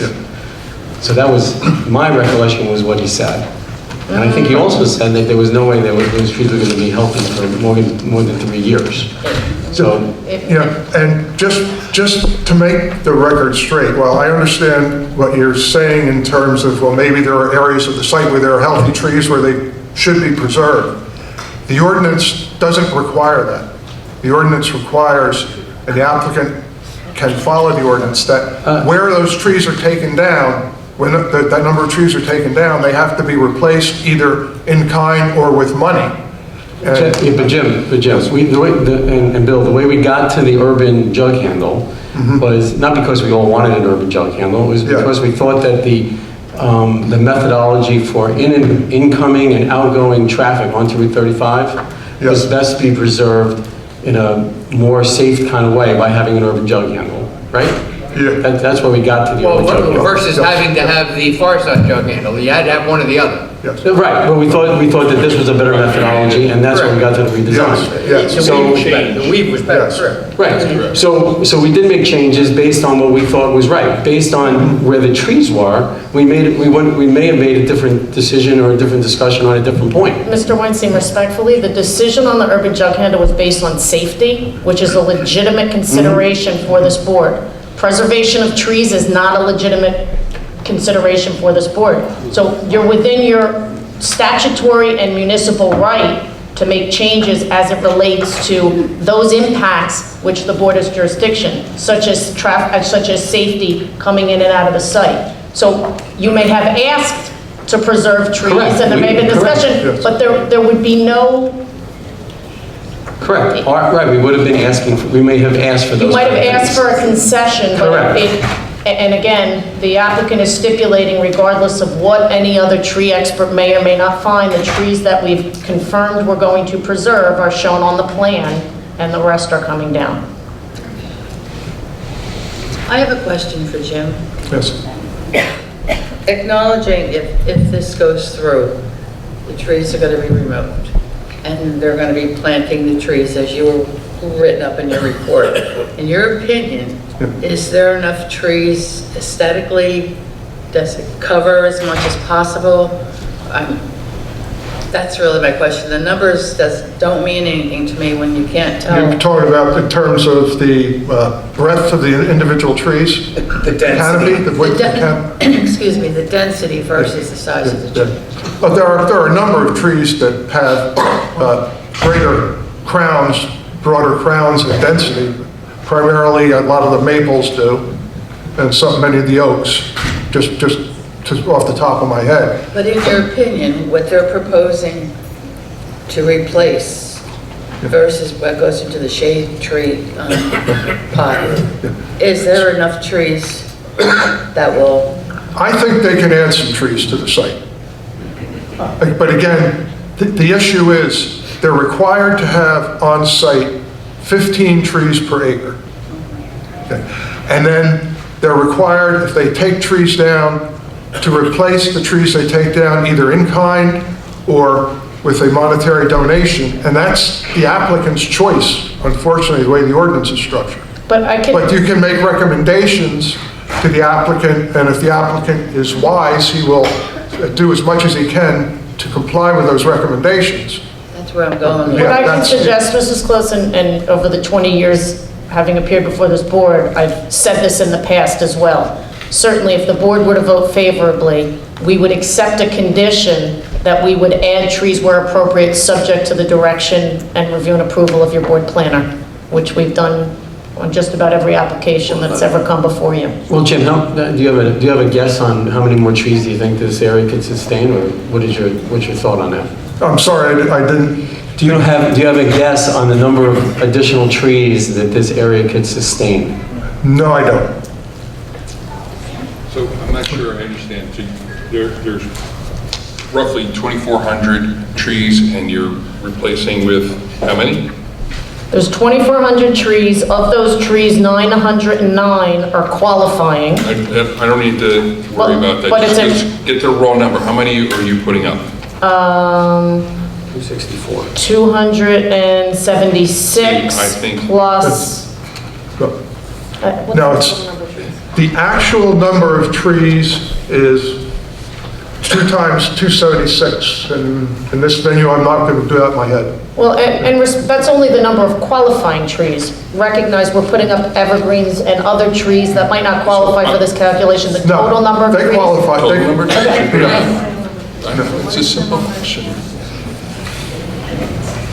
Approximately 600 trees. So you're going to put up 600 trees after you take 2,400 down? Correct. Okay. And so I just find that objectionable. So I understand what Mr. Higgins says. I understand what you say. I understand the ordinance. I understand all that stuff. I can't swallow it. I understand that, Dr. I'm Benedetto. having a difficult time dealing with that. So I want you guys to think about maybe if there's a way to make it more palatable. Again, I want to add to that. I think that the expectation that there were very few healthy trees really is what kind of has surprised me. Right? It was viewed as there were no healthy trees. They were all diseased, or they were all going to be diseased. And when I see 909 that are healthy trees, it makes me say, okay, how are we off 10 to a factor of 10 on that? well, I think when Mr. Panic spoke the first time, he spoke in generalities. He then went and he based it on the sampling, the 50 by 50 sampling. And then he went out and actually counted the trees. Jim didn't come up with that 909. That was Mr. Panic who came up with that 909. That being said, the applicant will agree to work with Jim to add trees where possible. However, respectfully, Dr. Benedetto and other members of the board who find it hard to stomach, this is something then that you need to work with your council to change the ordinance. We will do that, don't worry about that. Understood, but, I'm just- and I understand that, but unfortunately, it's not something that can legitimately be considered by this board as it relates to this Well, application. I don't want to be reminded of that, of what our jurisdiction is or not, right? We're all going to figure out how we're feeling about this and what is in the bounds of what we were taught and trained on to evaluate, right?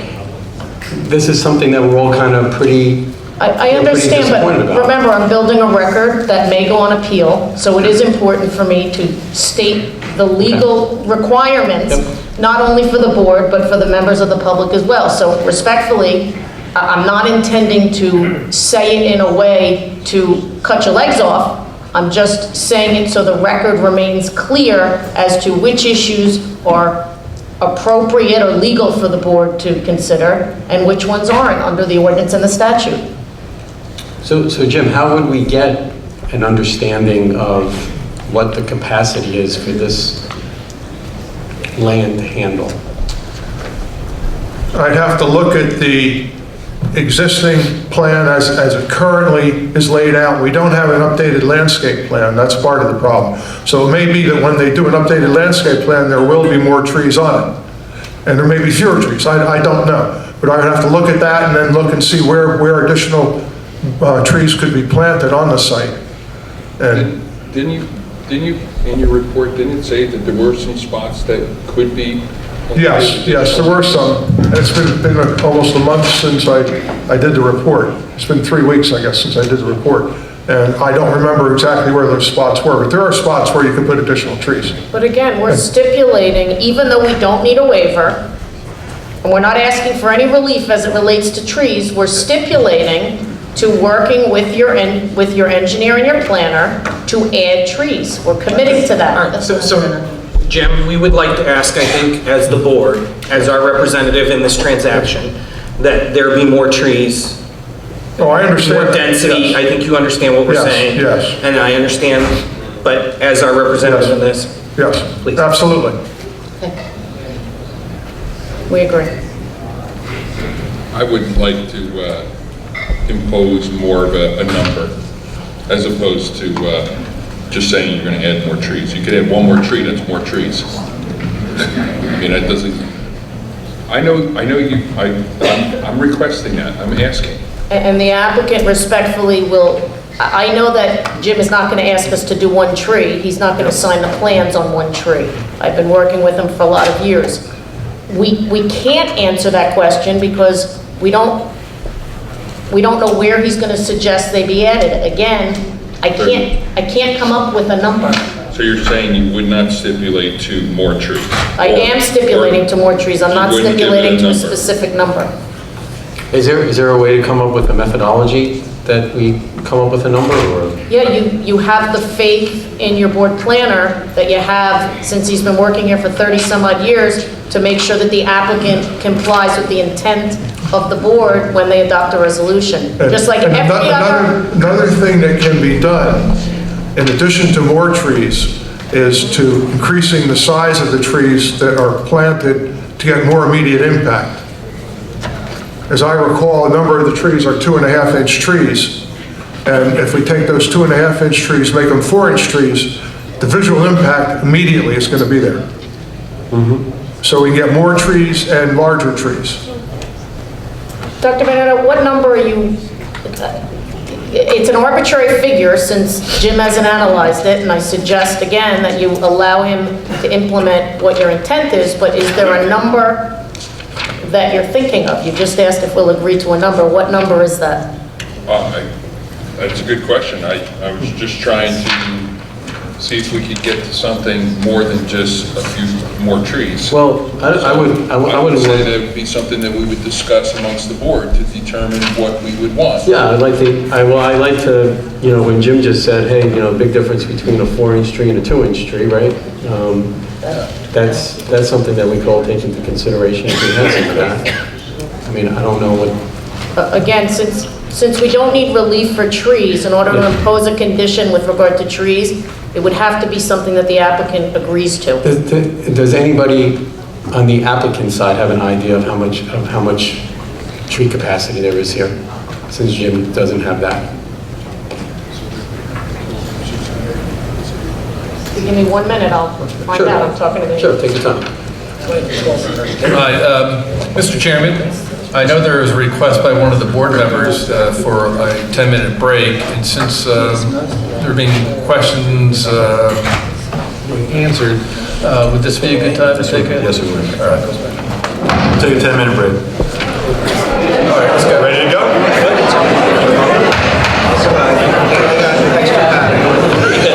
Call our meeting back to order, please.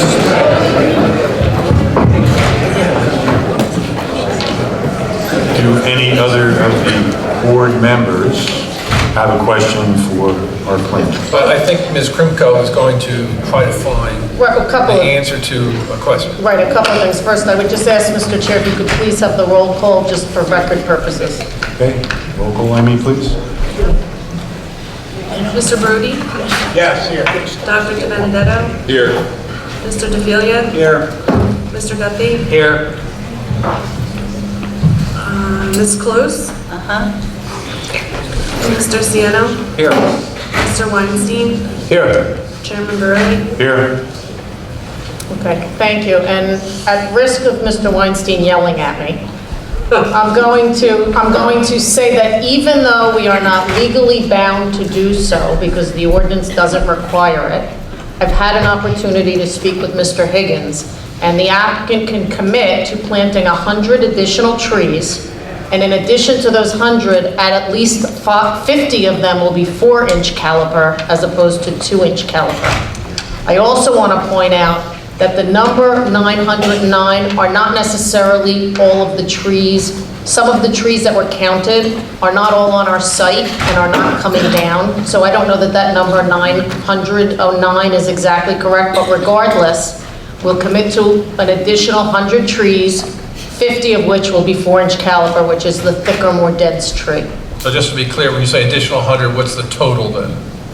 Over what's on the plans today. And what's on the plans today? 600 and...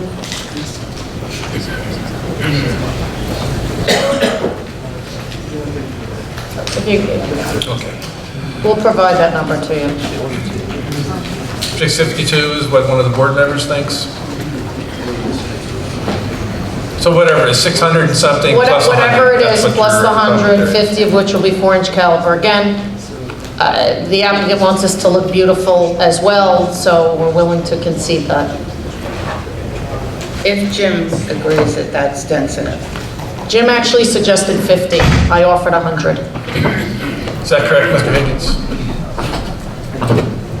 Yeah, I think that's a reasonable amount. The 100? Yes. Okay. But I don't want to, by the way, thank you for that. I don't know how you got to it's a reasonable amount, Jim, just to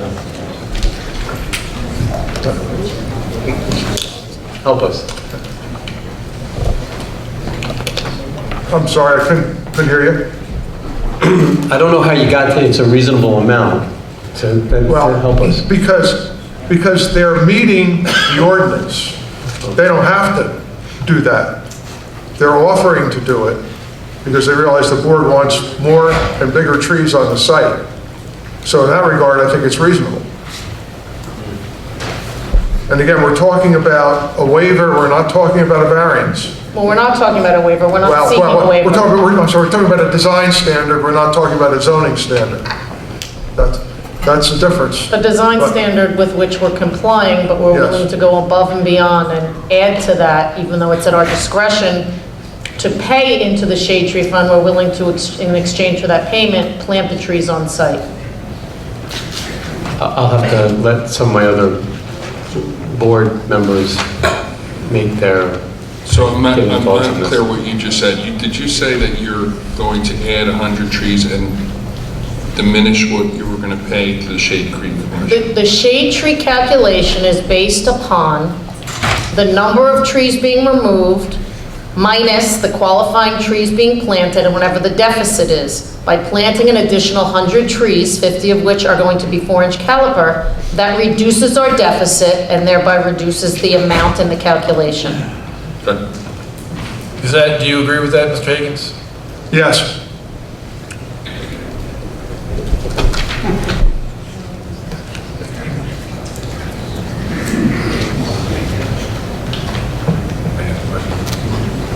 more questions, board members? Just for Mr. Higgins in general, or are we sticking to trees, or? Sticking to trees with Mr. Higgins.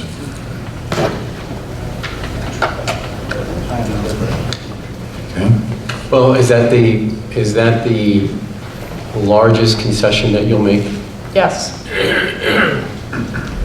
And I guess my other question is, is there a landscaping plan with this, or are we just picking? The landscaping plan has been on file with the board since June. Given the current. The only changes that relates to the landscaping plan is with regard to the reconfiguration of the urban jug handle, making it. Which is essentially the whole. No, it's not. The urban jug handle plan is on file with a full landscaping plan and a full stormwater management drainage plan. The changes that were made are just with regard to the geometry of that jug handle. All of this has been on file since June. What we're suggesting is, in addition to what is on file, whatever shifting we have to do as a result of the slight geometry changes that we made to satisfy Bill, we're going to add 100 more trees on top of that landscaping plan. But again, as this board knows, the landscaping plan that is before you is always subject to review and approval of the board planner. If post-approval, Jim looks at that plan and says, it doesn't make sense to put these 6 trees here, put 10 over here instead. That's something the applicant always agrees to work with your planner to come up with a landscape plan subject to his satisfaction. And that's something we would agree to here as well. But the answer is, there's a comprehensive landscaping plan. It's part of the exhibits that were moved in, and we're proposing to add 100 more trees at Jim's direction as to location, in addition to that. So if the board grants your approval, then as a matter of procedure, you will in fact follow up and submit a revised Absolutely, plan. as we would, which would be reviewed by Bill and Jim, as well as all of the easements and all of the any other conditions of approval. Is the ordinance around the tree replacement being a difference between a 4-inch and a 2.5 inch, meaning does it count for anything more if they're all 4 inches instead of? Yes, in the ordinance, you can, one 4-inch tree is equal to 2 2.5-inch trees. Okay. And that goes to the same thing with regard to the payment as to the qualification. So by putting in the 4-inch tree, you're effectively satisfying the requirement with less. But again, we're going above and beyond that requirement here, and we're willing to do the 4-inch trees in order to make it more dense or to have it more mature. And I think that the wording should be that they're going to provide a minimum of 100 additional trees, and a minimum of 50 trees that are planted on the site would have to be 4-inch caliber or greater. That way, if they choose to do more, they're not restricted by any requirement. Should the board choose to approve the application and make that a condition of approval, that they wouldn't be restricted from the requirement of putting more. Well, so the applicant's indifferent to whether we ask for more trees or not? Is it indifferent? Meaning that we say, because all you're doing is reducing your cost to the... Well, no, we're not indifferent to it at all, because remember, we're a retail center, and there's only so much area where these qualifying trees can go, and if it means that we're going to be blocking the visibility of our retail center, well, then obviously we're going to... No, I understand. I mean, within the constructs that there's enough, that there's a maximum number of trees so long as it doesn't hinder the efficiency of the center. Which goes back to what I suggested at the beginning was, we're happy to work with Jim to put as many trees as we can to further your intent to add more trees to the site and preserve the viability of the project. We're fortunate that we have a wetland area, we have the area between the library, there's things that we can do, and what we're committing to is working with Jim, subject to his review and approval, at a minimum, 100 trees, 50 of which will be 4-inch caliber, in addition to what's already there. So Jim, when you suggested a minimum, is that in part because if you determine that there can be more trees, since you have some discretion here, are you going to mandate additional trees? You were talking to me, Sandy? Yes, sir. Okay. I will strongly suggest that they put in the additional trees if there's room for them. That's the whole problem with setting a number of trees, is without looking at the plan and seeing what you can really do. And again, the more trees we put in, the less our payment is. So it serves us to put in as many trees as we can, so.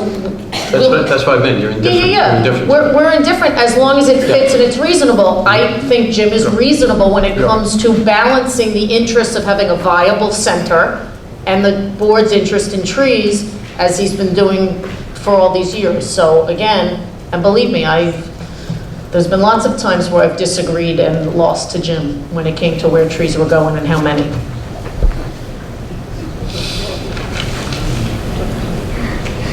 Any more questions from board members? Yeah, I have a question on the design waiver around the sod. Jim, if we were to grant this design waiver, what steps are being taken to prevent erosion during a severe thunderstorm at the early phases of the seeding?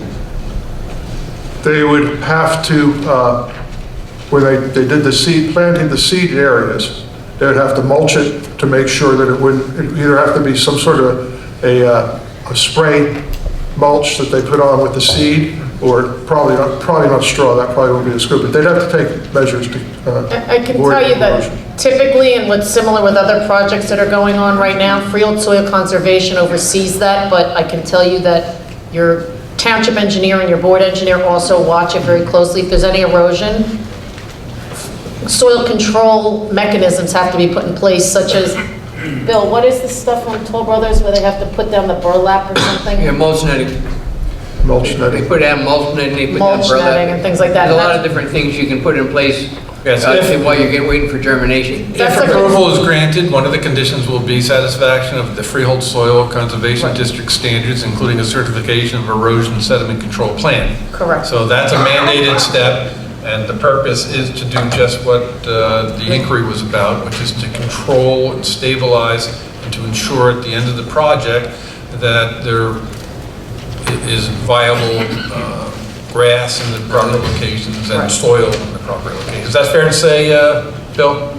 Yes, absolutely. And the town engineer has a really close relationship with Freehold Soil because they're on so many jobs together with the construction, and it's worked out pretty well because there's a lot of cooperation and communication there to make sure that they stay on top of these things so we don't have issues that get out of control at times, like has recently occurred. If I may make a suggestion, Mr. Chair? I imagine that after the public speaks, the board may have many, many more questions for Mr. Fitzgerald and Mr. Higgins, and since I think we're on our 10th hearing now, and a lot of these members of the public have been sitting patiently for us to finish our affirmative so they can speak, perhaps it might be a good idea to move to the public portion to get that started while the night is still young. Well, I'd like to interject here that I believe the public does have an expert that they wanted to present to give testimony. I don't know if I understood that correctly or not. That's correct. Mr. Podquist. It's Pogwist. Pogwist. Okay. Sorry, sir. I have brought a certified tree expert since you are so engaged about learning more about dead and dying trees. I believe it was 60% was the estimate. He can give a clearer perspective on this. I would like to present him, Steve Garcia. Steve?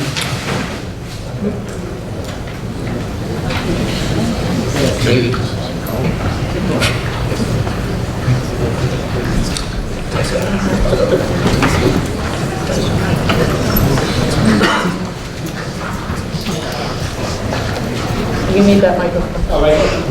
Hey, I'd like to put this map up to show everybody. Wait a second, sir. As has happened throughout this proceeding, every time an expert comes up, we have to qualify and identify it. So would you state your full name for the record, please?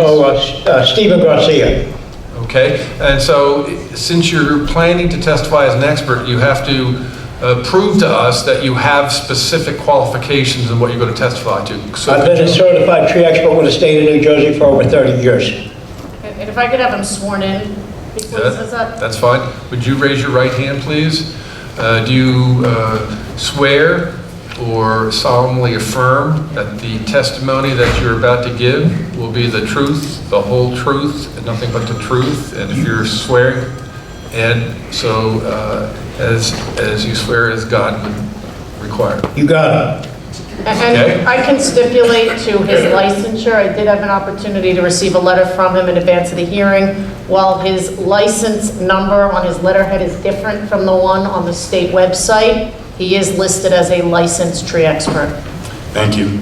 Yeah, the numbers got messed up. My number is 315, but it came out as 309. So that's what's on my license. It hangs on my wall for over 30 years. Mr. Chair, are you accepting his credentials and permitting him to testify as a certified tree expert? Well, Mr. Garcia, could you just give me the benefit of your educational background regarding the trees?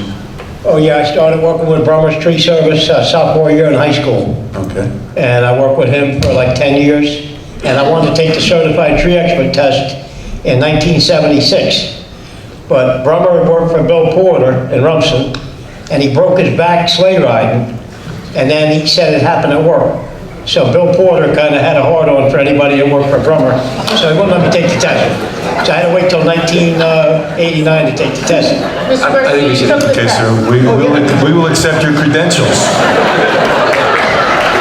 Mr. Chair, you never ask questions you don't know the answer to. Thank you. That's a good answer. Go ahead, sir. Hey, first of all, I'd like to put this map up for display for everybody to see, all I right? need to see it first, Mr. Garcia. And what is this map of? You also have to show it to the chair. Right, I will. Hey, I was contacted by Ray. If you could hold on for a What second, is please. this a map of? That's a map of the proposed project you're talking about. And- Hill Road, Route 35, you see it right there? That's the three I plots. see that. I'm trying to substantiate for the record as to where this came from. That came from Google Earth. Okay, you downloaded that yourself? Well, no, I had a friend of mine do it. Okay. So I don't know how Do to do it. you know what year this was that this was taken? Well, the new tennis courts had just opened up in the back of that picture. So it was 2018, I guess. Okay, so what would you like to move this in as, or introduce it for identification purposes? 01. Okay, I'll write 01 on the back, and I'll hand it up to, It's today's date, of course. yeah.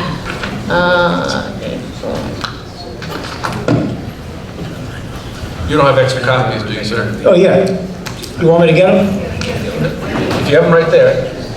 Well, I got a newer one, well, the same one, but it's a little further, so it shows the tennis courts. So you want to show it to... I'm not challenging the year of it, so that's fine.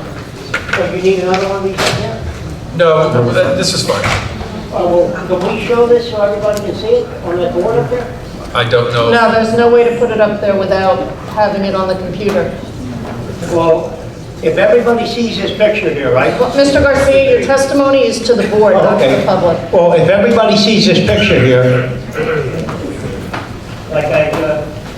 like I said, I was given Mr. Panic's report, about 1,000 pages, like twice the size of the Mueller report, on Wednesday night, I guess the Wednesday after July 4th, like a week after July 4th, and Ray said the meeting's on Monday night. So I said, well, there's no way I can be prepared for this meeting on Monday night, but I did go to the meeting at the Borough Hall, right? And I did review the report a little bit, but I would just like to say that out of 1,490 trees on this report that are supposedly dead, out of 2,400 trees, that's basically 63% of the trees on this site are dead.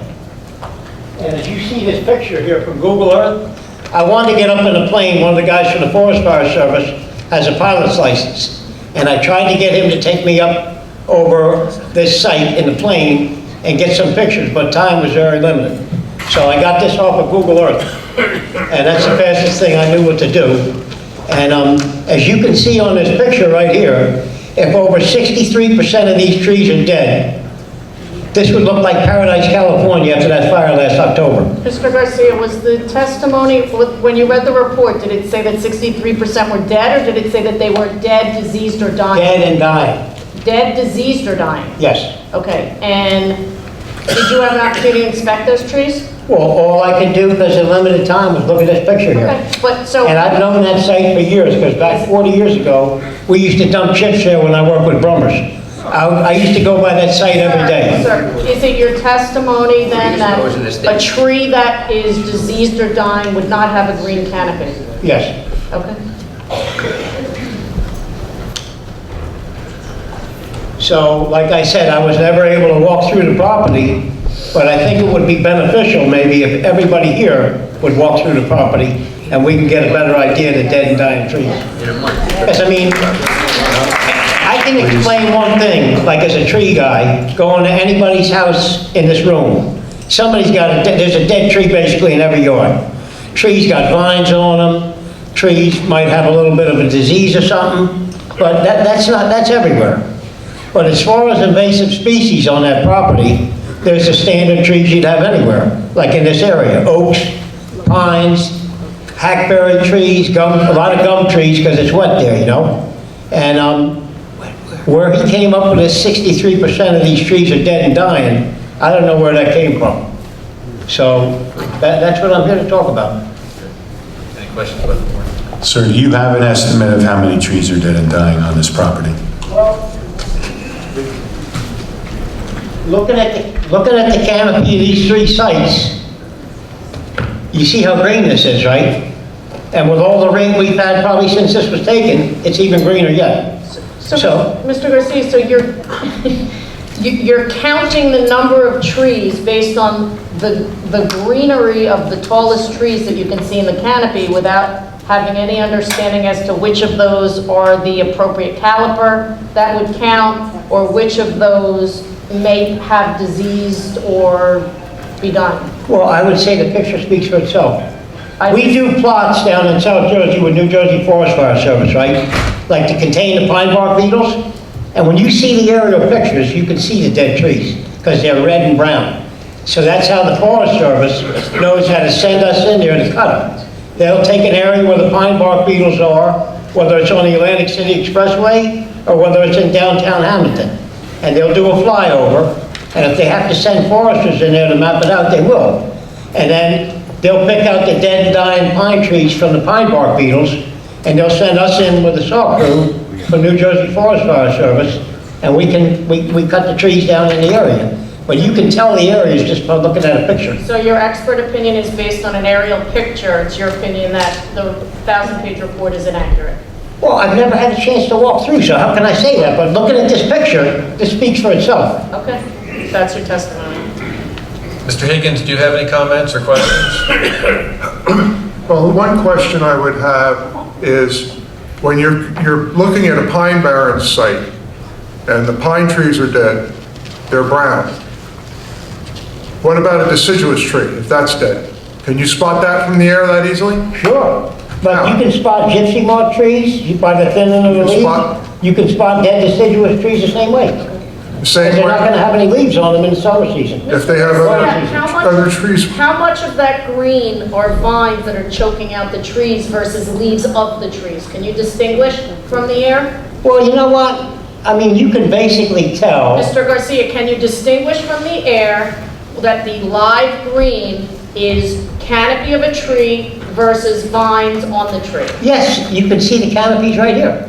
Can you distinguish the green between vines that are on those tree branches as opposed to leaves on those tree branches? Well, looking at this picture,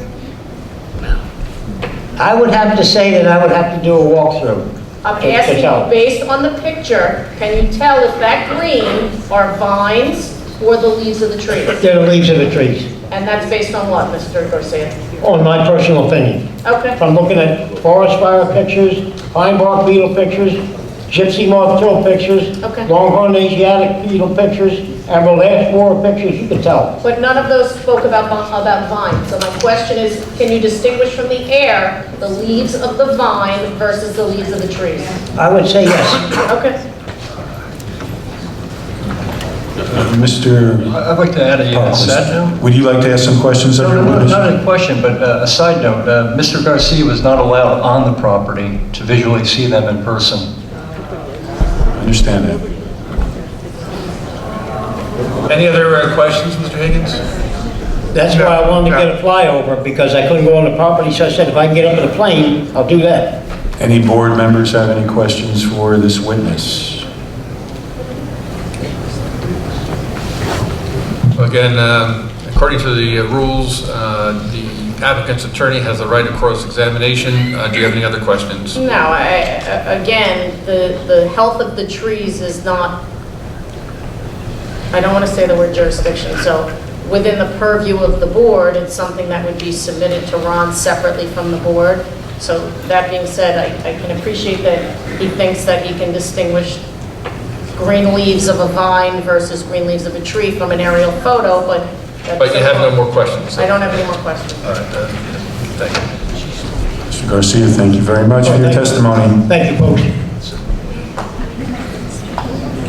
All right, at this point in time, I would like to ask if any members of the public have any other experts that they're planning to have testify tonight, because this is the chance to have experts from the public. All right, so looking out in the audience, all right, if you have an expert to testify tonight, then you can describe who is here to testify as an expert. No, I just... No, we can't hear from the audience. Got to come to the microphone. Thank you.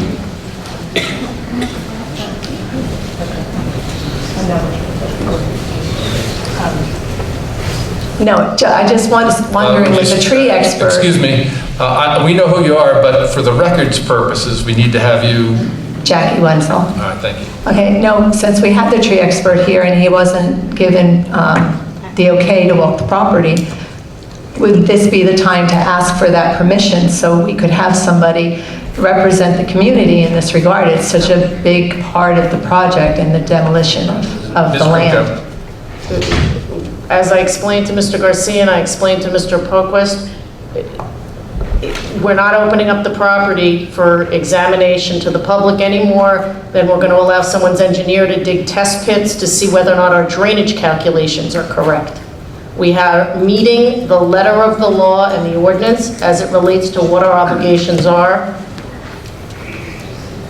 But how could it be seriously considered? Respectfully, I ask the board that this is not a time for procedural questions. Right. The applicant's putting in their case. Ms. Wenzel, If there's... the attorney answered your question. She's not going to allow you to walk the property with a tree expert. No, but I'm asking you, as the planning board, is that something that you could request? We have no jurisdiction over that, to my knowledge. Again, We don't own the property. Neither do they. Right. No, is it? I'm sorry, we can't have comments from the audience, and we have to have a consent from an owner to go on a property. I mean, the board can consider if there is a position taken by an owner that they will not allow access in the way that is requested. The board has to abide by that. respectfully, if I may, Mr. Chair, a couple of things. First of all, this has been going on since February. Correct. The request to ask for the access to the property was at the last meeting, okay? We've been going on with this now for 7 months. The applicant isn't prepared to delay this any further, number one, but number two, and more importantly, regardless of the findings of the board's tree expert or the public's tree expert, the town's ordinance does not have a preservation ordinance. The question is, the dead and dying trees is not of the subject for this board's consideration. Mr. Higgins, do you have an opinion on that? I think she's right. When you look at the two ordinances together, that the fact that the ordinance really never anticipated dead or dying trees to be considered. And the only ordinance that considers dead or dying trees is the one that's the township ordinance, not the zoning ordinance. What the public is basically suggesting is that we file for our permit tomorrow, and start the tree removal tomorrow. So can I interject? You're basing your testimony and you're giving your opinion based on these numbers. Right. And we asked, as a board, we were expecting, I'm not trying to throw you under the bus. No. But, I mean, we were expecting somebody to qualify this report, and the report was never qualified. And you know, that being said, your calculation would be different. No, you're Potentially, could be different. If, what I'm suggesting is, and then there's one way that would make it very easy for Jim to do as a professional planner. I will file the permit to remove the dead and dying trees based on our report. We will remove them.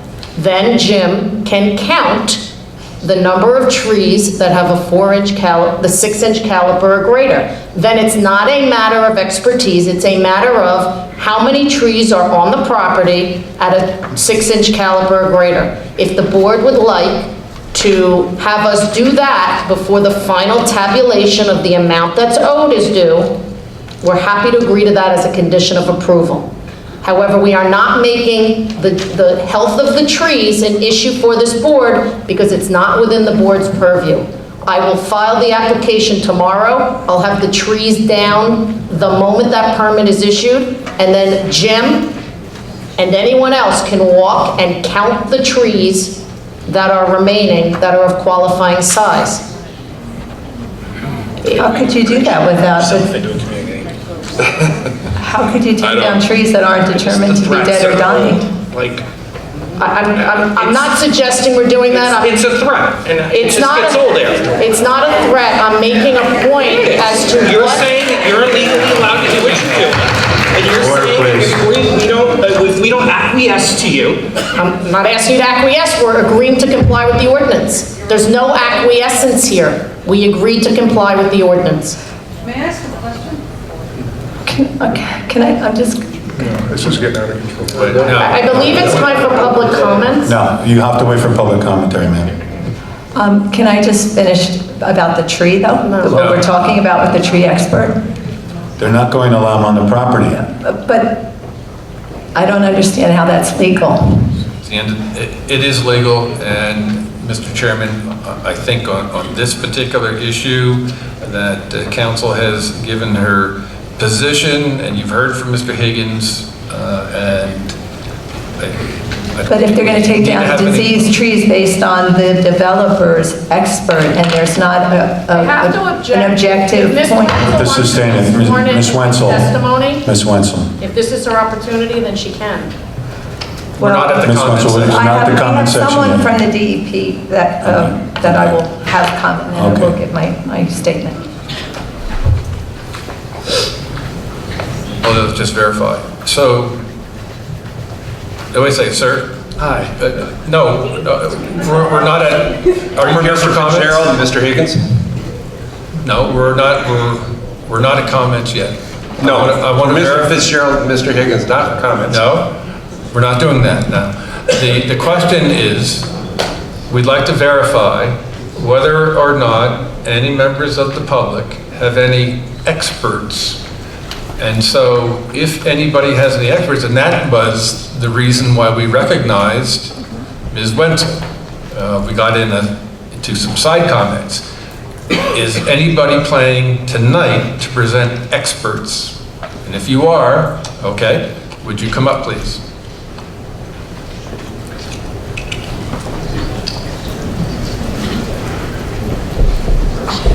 That's okay. I prefer to stand, thank you. Yes, I can. Hi. Thank you. Mary Robin Whitney, 1103 Brower Boulevard, Winnemassa. I don't know if this qualifies as expert. I have been in correspondence with officials at the DEP, the NJ DEP, since September, both in hard copy and most recently, as of last Monday, in email. I'm happy to present all of the above, if that would qualify at all, or I'll happily save it for the comment period. Okay, so it doesn't sound to me that you are qualifying yourself as an expert. What you would like to do is to attempt to provide some documentation, is that fair to say? That's correct. All right, so you're not presenting that as an expert, so at this point in time, it's clear that this is not an appropriate expert testimony that's being offered. We'll get to comments in the next step. Thank you. So thank you. One last time, is anybody planning to present an expert tonight? All right, for the record, nobody is raising their hand or coming up, so for the record, this issue is now closed. There will be no experts testifying from the public, and now would be appropriate time to have comments. I would suggest, Mr. Chair. Hi. Excuse me, ma'am. Oh, I'm sorry. We are now going to take public commentary. We were going to be taking them from either microphone, so if you want to line up on either side and we can begin. So you've determined no Fitzgerald or Higgins? We're not. No means no. Thank you. First of all, the chair will recognize the particular speaker, so it may be from either side. One of the board members just asked me to repeat what I said a while ago, which is that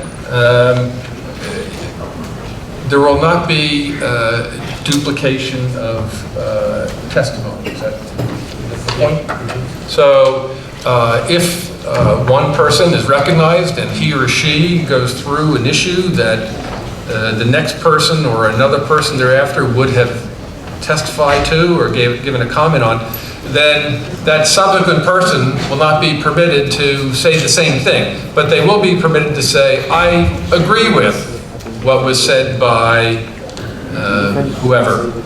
And if you don't know that person's name, then you can identify that person the best you can. Is it okay, Mr. Chair? That's fine. Is that satisfied, Nick? Okay, Mr. Chairman. Again, well, the chair has asked me to repeat again that when you start your comments under oath, then that will be your one opportunity to provide the comments. The chair will not recognize people coming back for repeated times. And again, for each person comes up, we're going to swear you in. All right, who do you want to recognize? I will recognize this lady on the right. All right, ma'am, would you state your full name for the record? Rosalind Cohen. And Ms. Combs, where do you live? In Oakhurst, New Jersey, on Vineberg Court. All right, you have any problem swearing? No. All right. The reason why I say that, man, the traditional oath is swearing in. Some people have a problem with swearing in. So if you have a problem in swearing, just let me know, and there's another phrase, okay? You don't say God. All right, so would you raise your right hand? You promise to tell the truth, the whole truth, and nothing but the truth, so help you God. Yes. Thank you. Hi, I'm Roz Cohen. I followed this project for quite some time. I followed it from the inception of the Stop and Shop proposal that was made many, many years back, with the 255 proposed homes and the congestion of all the shopping centers, no trees, and an eyesore that is nothing like what's planned for today. The applicant, I feel, has really been over and above in listening to the public, which Stop and Shop, for example, or other people in my experiences, never do. They went from many bays for the Wawa to 6 bays. They're planting many, many trees with bike paths, and their intention is to make it beautiful and develop it, because for my eyesight and many people that I speak to, it's abominable looking right now. It's really an eyesore. It's diseased. There's crime in there. It's nothing that we want to look at. I mean, it's really... If I could stop you, please. Ladies and gentlemen, if I wasn't specific enough, it's a matter of courtesy not to laugh at somebody. We've already gone into the fact that it is disrespectful to clap. This is like a court proceeding, so please don't laugh. Don't express yourself in a negative way. You'll have your chance too, and you don't want people to laugh at you. Thank you. Go ahead. Thank you. The one main thing that I'm looking forward to is that congestion of making the left turn on Deal Road heading west ties up a good deal of traffic, and therefore the traffic backs up on Deal Road. Eliminating this by having the jug handle going west up Deal Road is a major kudo to me. the fact that they're making the hotels have no nightlife, the restaurants to be closing at 3 o'clock. It's all going to be first class. And without it being heavily congested, and this applicant, to me, has taken every scenario we have thrown at him, and I've been at almost every meeting, and he's adjusted. He's had people here from the electrical company, from the Marriott, answering all of our questions because he is a concerned citizen, which you don't usually get when, like, let's say somebody like a Stop and Shop or other people develop a property. They just come along with their plans, and if you don't like them, too bad. And the alternative was 255 homes as opposed to 70. I mean, this man, this applicant has done nothing but keep our best interests at heart. And if that land is to be developed so that we don't have to look at that eyesore anymore, and puts trees and bike paths and first-class houses and restaurants, why aren't we letting him? I mean, why are we bickering over trees? I mean, this man's project is meant, if you have met him, you know that he's had nothing but our best interests at heart. The land has to be developed. It cannot stay in that eyesore of a mess. And as long as it's going to be developed, then let's pick the better of the two, and somebody who has our best interests at heart and has a first-class feeling for what we should be living amongst. He's putting extra roads, he's putting a different jug handle, he's putting no hotel that has a nightlife, he's putting a gas station of whichever, with not too many bays, a convenience store for us. It's a Chick-fil-A, which if anybody has read anything about the Chick-fil-A, they're a first-class and very family-oriented organization. The whole thing has done nothing but smack of our best interests at heart. And as long as this land has to be developed, for God's sakes, why don't we let him do it, because it's going to be gorgeous. Can you hold on for a second? I have a question. Is there any relation between you and the builder? No vested interest? You're not going to try to buy a Chick-fil-A? Please, audience, please. No. No vested interest? No, and I can swear to that if you want me to. Okay. No, well, I'm under oath. You are. And thank you for your time. Thank you. Thank you. This gentleman in the blue pants. My name's John Huss, West Allenhurst, and Mr. Huss, I know you have no problem with swearing. Do you promise to tell the truth, the whole truth, and nothing but the truth, so help you God? Yeah, I do. Thanks. You better believe it. I'd like to, if I may, is there any way I can just give a little bit of history, how we got to this 32 acres? In the early 70s, it was 325 acres of undeveloped land between Deal Road and Whale Pond Road and Route 35 in the township. The Army Signal Corps had leased the site using tracked missiles and satellites and other experimentals that they no longer extended their lease on 208 acres. The owner placed the property up for sale. In 1973, the township felt a need to purchase 208 acres to prevent further development and the problem strain of municipal services. There were many opposed to this purchase at that time.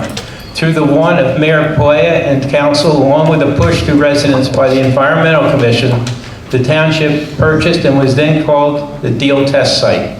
Let me remind the people the previous administration had approved and built almost 3,000 garden apartments west of Highway 35 through the late 60s. And some of those who supported the 3,000 garden apartments opposed this purchase vehemently. What could have been was not to be. An environmental committee report showed that possible homes and apartments on this site was enough to relax the public for the purchase. The cost of the 208 acres was $2 million, and after applications, the federal government put up $1.2 million, and the township was responsible for another $980. And Deal Road and Whale Pond roads were saved. Joe Playa soon became State Senator Playa, and not forgetting the township. With state funding, we obtained an additional 42 acres, and now we have 250 acres and still the Deal Test Site. Between Turner, Henderson, and whoever, there were 75 acres remaining, and though Stop and Shop looked to purchase the 75 acres, then Mayor Weldon stepped in, negotiated the township purchase 43 acres on Deal Road at a cost of $7.4 million, and the 32, the 75 on Highway 35 access for Stop and Shop future development, something that had to be talked about with that sale. With the $7+ million, we now have the home of the best library, the best museum, the very needy human services building, the historical water tower, and historic Calgon flagellants-free. Few can talk about their community having these values additions. I go back to what could have been, was not to be. A pretty good job is done with township support and township dollars. And Deal Road and Whale Pond roads were saved. During this time, however, a plan for commercial development was submitted by Stop and Shop. After several meetings on the application, the program was denied. The reason for denial, I am told, cannot be used today. Now Stop and Shop has sued the township over the denial. The best figure I got is $15 million plus fees. Before I get to my remarks on the 32 acres, please put those figures in the back of your head and to sleep on them tonight. $15 million. At the same time, remember that should we decide to purchase the 32 acres, the lawsuit does not go away, and funding the 32 acres may be a problem with the lawsuit pending. As I understand, this application approval eliminates the Stop and Shop lawsuit. That lawsuit is my biggest fear. And any approval should make sure that that's part of the approval, the elimination of that lawsuit. We now have an opportunity to get some of those spent dollars back with this application. We did not mention the many improvements at all, the 300 acres and enjoyment derived from the dollars spent on these purchases. However, so many look elsewhere. They like to scream about traffic. Want to talk about traffic? Why not complain about Wegmans, Kohl's, Costco, Staples, and the way to Route 718, the homes east of Monmouth Road, and the 400 new cars each year you buy your 17-year-olds. That is the traffic. As far as Wawa, time in Costco's fuel center, I found 5 minutes, 6 cars, and that's the busiest time exit. With a new lane, it holds a very minimal problem, if any. Should there be a backup, it would be in the Wawa lot, not on Deal Road. There was a question of what kind of people would stay at the hotel. How about graduations, weddings, weekend visits, visiting your senior citizens, and vacations? They check in, stay, check out, no lobby, no backup. You never wait in the lobby in a hotel, and no traffic. Nobody ever saw an ugly Marriott if it is a Marriott. Restaurant dining is not during commuter time, and that as far as commuter. Lastly, on traffic. You cannot use traffic to turn down this application, so says the law. So stop with the traffic. I learned that in 1972 as a member of the planning board when an application came up. And it was told then, and it's still in the law today. You cannot use traffic to turn down as long as they're prohibited, or as long as they're illegal uses. I know the corner is Wertheim's corner. And I knew Sandy Wertheim, but this was from his father. And it consisted of the Henderson home, a tennis court, and no trees. It had a garage, and the rest was farmland, right up to Highway 35.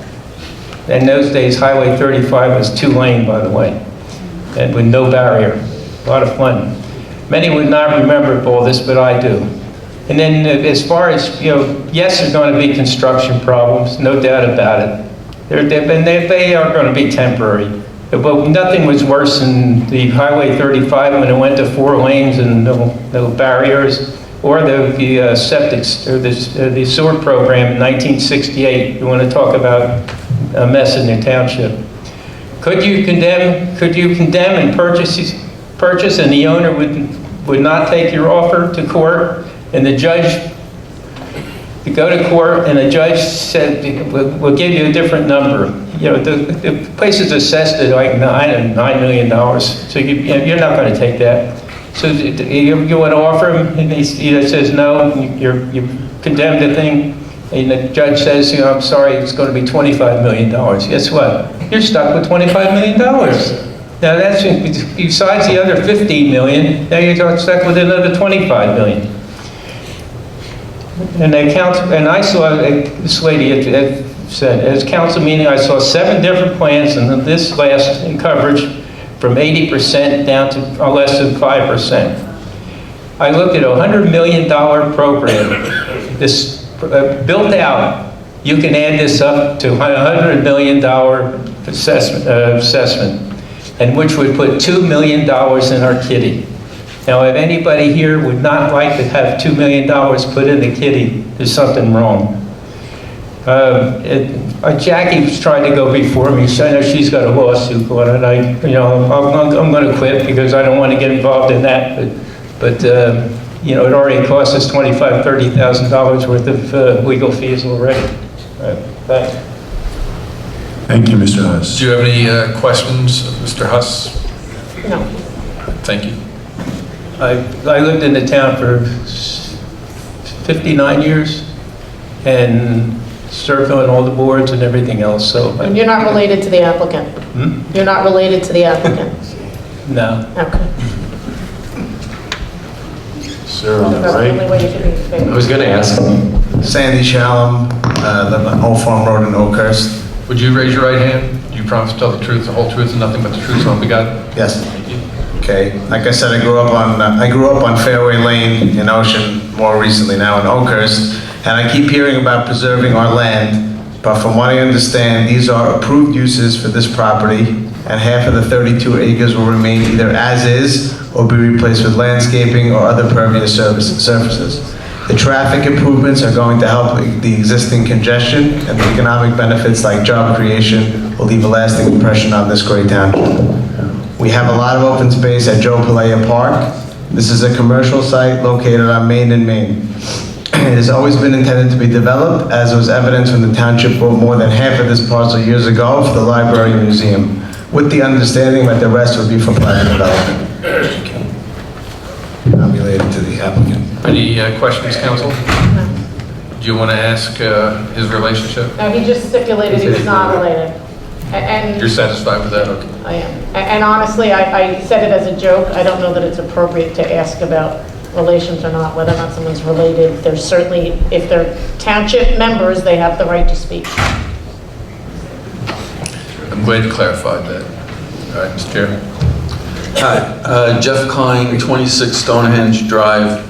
I'll swear in. 26 or 28? 26, you were 28. Okay. No, we're not related either. Just want to be sure. Do you swear that the comments, testimony you're about to give is the truth, the whole truth, and nothing but the truth? So help you God? Thank you. Okay. I moved into Ocean Township in 1973, so you can do the math as to how long I've been here. I graduated Ocean Township High School in 1976. I own a house currently in Wayside on Stonehenge. I own a building on Monmouth Road where my office is. So I go up and down Deal Road all the time. So I'm very, very familiar with Deal Road. Looking at the site plan, as other people have said before, I'm in total agreement, and I won't go into the overall details of why I'm in agreement, but that's a lot better traffic pattern and a lot safer than the left-hand turn that people have been forced to make to go westbound on Deal Road coming north on 35. As evident by every trick the town's tried to do with cones and stuff like that, putting up barriers, it doesn't work. People cut off, there's accidents all the time, and it doesn't matter, spring, summer, winter, fall, they happen all the time. So I'm very much in favor of the improvements to the infrastructure of the town. More important, just as Mr. Huss said before, I knew Bill Henderson when he lived in the house over there, and great guy. The property has always been zoned commercial. It's always been thought of as a jewel that someday the town might have to cash in. Well, that time is now. And I'm going to talk about a totally different reason why. When I graduated Ocean Township High School, we were in the top 75 high schools in the state. Well, last year's report came out, and we barely made the top 300, folks. Now, I've talked to teachers and past administrators and stuff like that, and the overwhelming answer is money. Every time they went to hire the better teacher, they were told, no, we can't afford it, okay? So they took a lesser teacher anytime they had to replace one of our old established teachers, okay? So the quality of the education, and it's been proven by statistics, just look them up yourself, okay, has gone down. Now, I don't live in Oakhurst that has a specific demographic. I live in Wayside.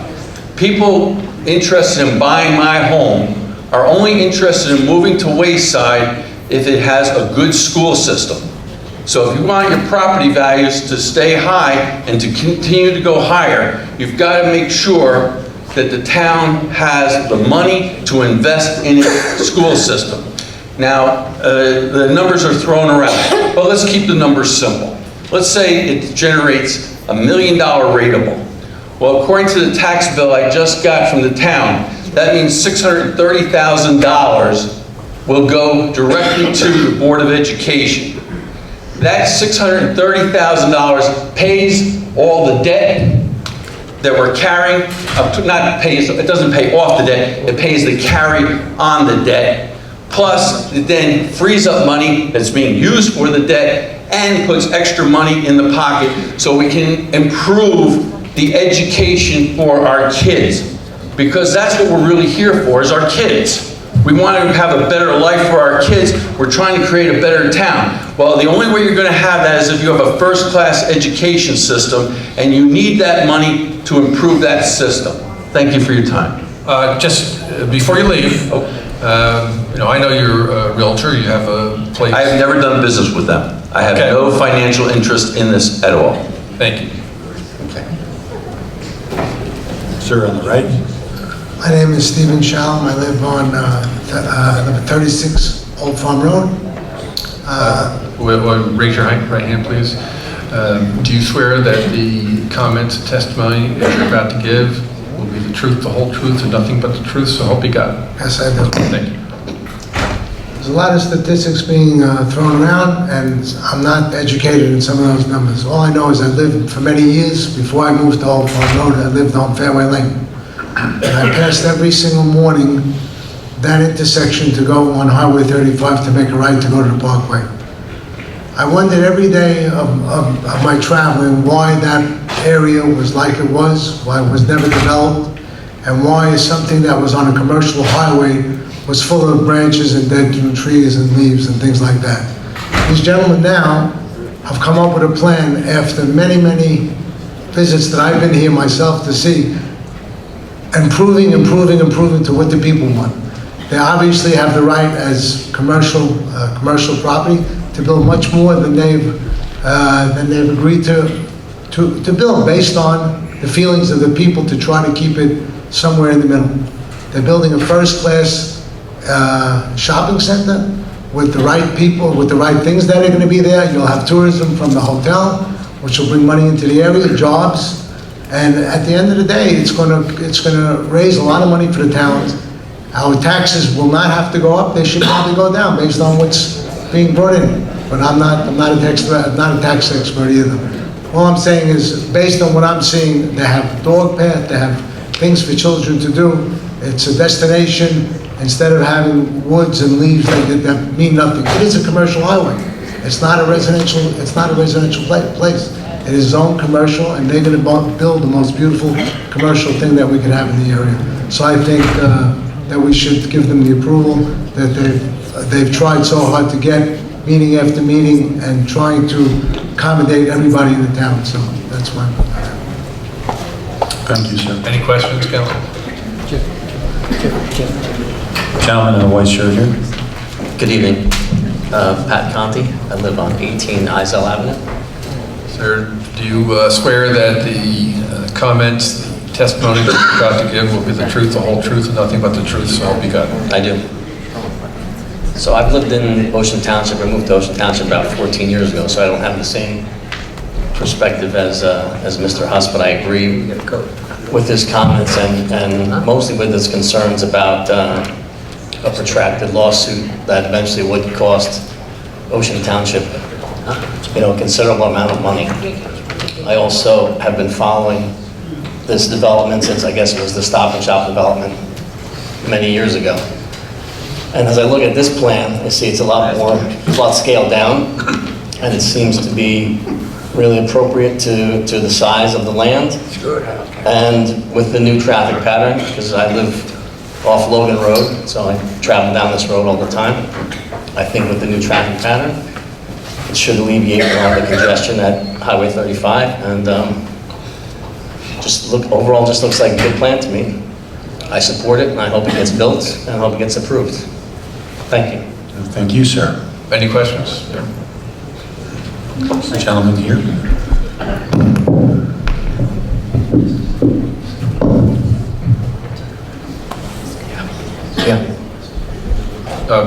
Your name, please? Jack Zolda, 312 Park Avenue. I'm just trying to hold that.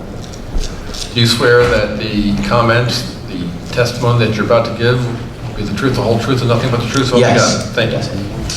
So I've spent my entire life in Ocean Township.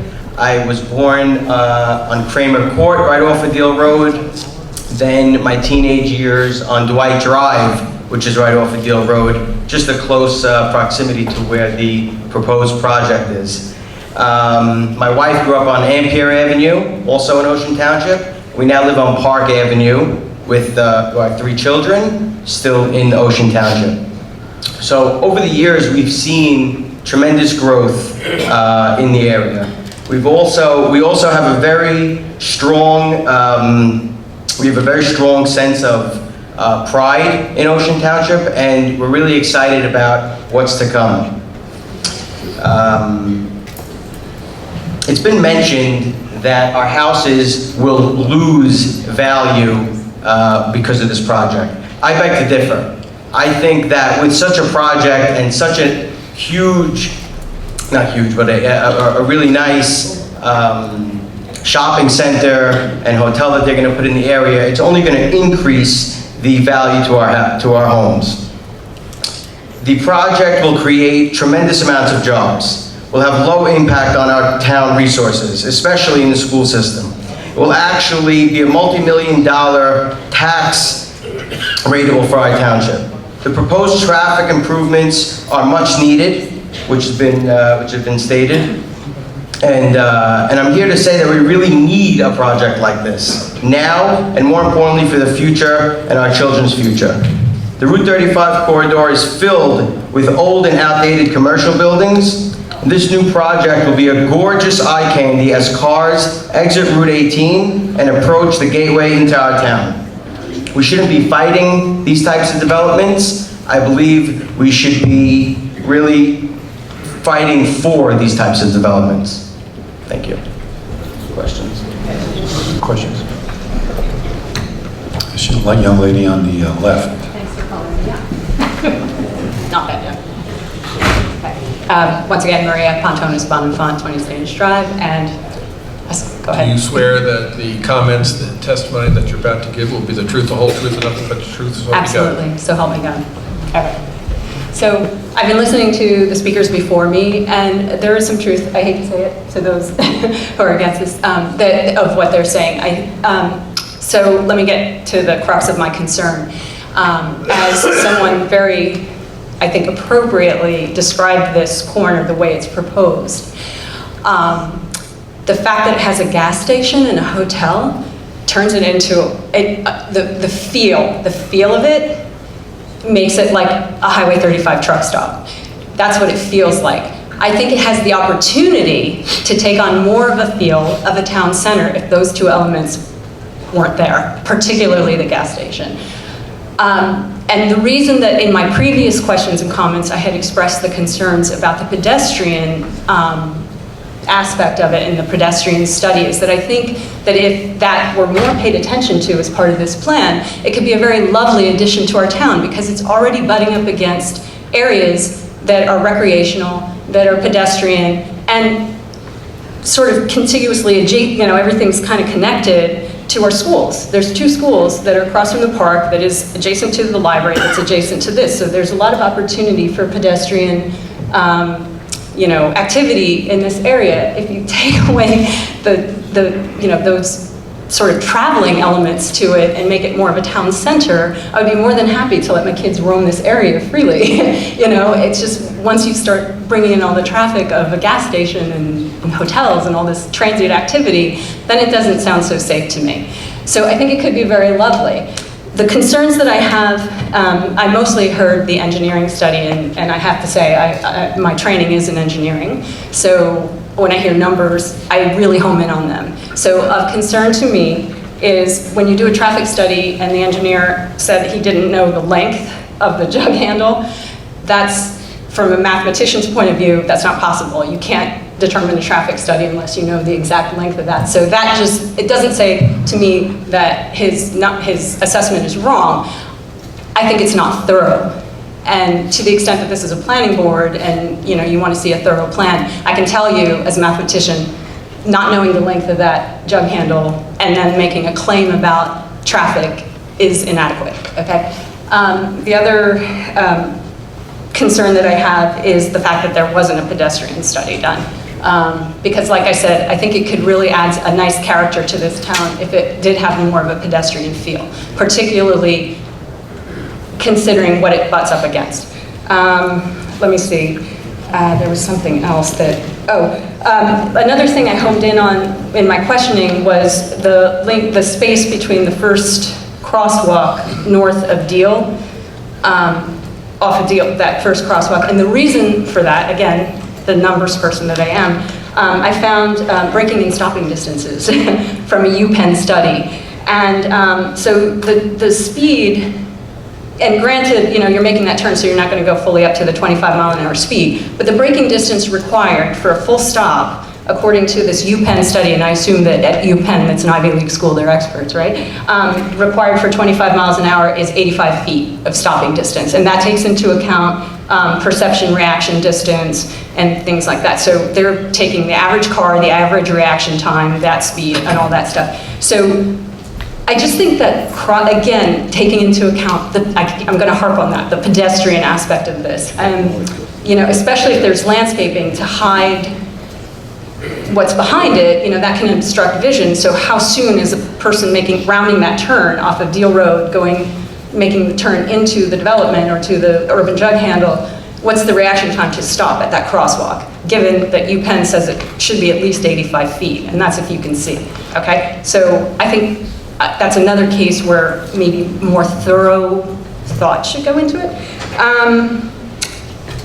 The only other sort of numbers thing that kind of is, kind of jarring to me is just how is the traffic flow on that urban jug handle going to be affected by all the egress points and ingress points? It's another point that I have sort of kind of honed in on, because every time somebody wants to make a left turn into one of those, it's going to hold up traffic, and I'm not sure if that's been fully studied. So really, those couple of things, just to recap, just what is the character of this corner? Can it be more of a pedestrian-focused, town center feel than what it is now? I would love to see that. I might not be against this development if it had that character and that feel and took into account what's adjacent to it and allowed it to be a place where, as the previous speaker said, a place that we could truly enjoy. I think that would add to the enjoyment. And the other thing are those elements that I brought up of, was this really thoroughly thought out? I'm not convinced, as from my background. Anyway, I appreciate your time. I am not affiliated with anybody on either side. Thank you very much for hearing me out. Thank you. Any questions? Thank you. Gentleman in the white jacket, please. Jack Gabay, Monmouth Your Road. address, please. Monmouth Road, 76. You swear that the comments, the testimony that you're about to give will be the truth, the whole truth, and nothing but the truth, so help you God? I do. Thank you. Just wanted to make one point. The fact that there is someone sending falsified propaganda all over our town, feeding notes and talking points to our citizens with the sole intention of delaying this project and wasting all of your time It's really an utter disregard for how our system is supposed to work, and that person should be ashamed. That's all. Any questions? Thank you. Mrs. Hudson? Is it you? Yes. Barbara Hudson, 13 Maharis Drive. We see that Wait. when plan... Barbara. Oh, did I say? Oh, sorry. Got to go through that. Do you swear I swear. that the comments, the testimony that you're about to give will be the truth, the whole truth, and nothing but the truth, so help you God? So help me God. Thank you. Okay. We see that while planning board procedures require the board members to make judgments about ocean commons conforming to municipal and state laws, we also understand that the board has the right to consider over and above concerns about the safety and well-being of residents in our community. In such consideration, we hope the board would weigh the possibility that dangerous traffic on this iconic and historic corner will be made more dangerous by greater traffic visiting the new mall, especially over time, in spite of any road improvements. Also, the board considered that the clear cutting of this property, described by the applicant's tree expert, comprised of mostly worthless reforested farmland, could produce, in times of intense weather condition, more flooding in more homes and on more roads. That could lead to greater pollution of Deal Lake, and all in spite of any drainage system required. And to these possibilities would be added an increase in accidents caused by our out-of-control deer population. These conditions present clear detriments to the safety and health of our community and its residents, especially our children. Ocean Township is an overdeveloped township that desperately needs what is left of its open space, rather than construct more commercial and residential development to aggravate our problems. With only 3 east-west main roads, Deal Road having access to our major park and Township institution is used by most all residents, as well as having ingress and egress to Highway 18, whose traffic has grown tremendously over the years and may continue at the same, if not greater rate. All this is further compounded in summer with beachgoers. It now seems every resident in this town suffers negative consequences on Deal Road as the construction of this new mall will increase. About the possible worthlessness of such reforested farmland, described by the developer's tree expert as generally needing replacement, it also needs to be recognized that much of this so-called unworthy green growth comprises much of the land in Joe Kalea Park, as well as what open space remains in Wayside that was once all farmland. Does not such green open space, no matter how comprised, have enormous value absorbing large amounts of rainwater, which is increasingly abnormal, producing flash flooding and storms like Sandy? In other words, does it not help prevent greater flooding already experienced in our homes and on our roads?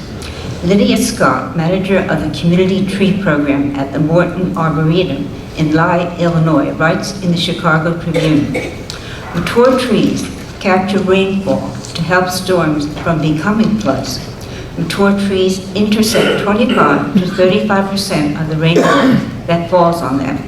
The U.S. Forest Service estimates that on average, 100 mature trees keep about 140,000 gallons of water a year from flowing into storm sewers. That 140,000 gallons of water that don't have to go through a wastewater treatment plant and can't back up from the storm sewers into anybody's basement. Trees are especially valuable in capturing rain since we have sealed off so much of the land that once absorbed it. All the rain that falls on buildings, streets, driveways, sidewalks, parking lots, and patios run off to the storm source, where it's sometimes too much to handle. And 2, are such open green reforested lands not of great aesthetic value, helping relieve tension from overdevelopment? On that note, we grant that riding by the woods on Deal Road is to see clearly the property's deterioration from long years of neglect. But in contrast, what we often see when stopped at the traffic light on the west side of Highway 35 It is truly magnificent woodland to give some, if only momentary relief. In stark contrast, it is depressing to think that site made more hectic, replaced by yet another Wawa, another fast food restaurant, and an extended stay hotel with other businesses. Further, this already dangerous intersection will have more cars crisscrossing in every which way to visit yet another mall. Without question, the development of this major site will diminish the quality of life in Ocean Township. Also, and while it may seem extraneous to the decision of the planning board, we add that central to the outcome is how this development reached the planning board. While it is of enormous consequence to the 29,000 or so Ocean residents, most of those residents probably have very little knowledge about the issue or how it came to the planning board. We live not only in times of changing weather, but in times of information deprivation at all levels of our government, federal, state, and local. Not so long ago, we had a large regional paper, the Asbury Park Press, regularly covering town meetings and critical issues. If never perfect, we believe it was doing its job, informing in 2005 when nearly 1,000 people turned out at a high school council meeting to voice their concern about a mega stop-and-shop development. After that high school meeting, Mayor Larkin and his council changed the zoning to limit the character of the development. My husband and I had attended these events, having come back to civic activism, following the news about corruption in our township. During this time, we had another positive experience when a journalist from the press wrote a terrific article about corruption at our sewer authority and those involved. Again, council responded by beginning to replace members with more competent and responsible citizens. These experiences confirm for us the need of having an informed community overseeing its government. Unfortunately, not long after these events, newspapers fell on hard times and the press stopped sending journalists regularly to council meetings. All this brought to mind Thomas Jefferson, one of those who created our democracy, preferring newspapers over government, understanding democracy could not survive without an informed citizenry. We doubt he could have imagined what we call media today. In place of news that matters, the media have become dominated by 24/7 overwhelming and unintelligent stream of sensationalism, concentrating on entertainment and celebrities and incessant advertisement. In spite of the development of the internet and social media, giving us hope straightforward communications could be developed, we see both have added to the chaos rather than dispersing it. As never before, disinformation in all its forms renders citizens more and more helpless in performing their basic duties. In light of this understanding, we often ask council to help keep our community properly informed about this critical development, suggesting they consider emailing a summary, as do, for example, our police and public works departments. In this way, council would notify and explain to residents the issue and arrange for a meeting at the high school in which residents might become aware of all sides. But while council ignored such suggestions, they helped the developers present 2 meetings at the high school to promote the development. On March 8, 2018, at a council meeting at Town Hall that was described a public hearing, council approved ordinance 2303. Some 75 residents were present, far more than usual, most of whom asked only for more hearings to have fuller consideration and fuller resident involvement. The mayor explained that he looked out to see only a small fraction of some of our 29,000 residents attended, and that was not enough from keeping them from voting that evening to approve this ordinance that now governs how the city's planning board makes its decision. As we see it, this local experience illustrates the reality of the failure of the need for citizens in a democracy to stay informed, and that is the most dangerous threat of all.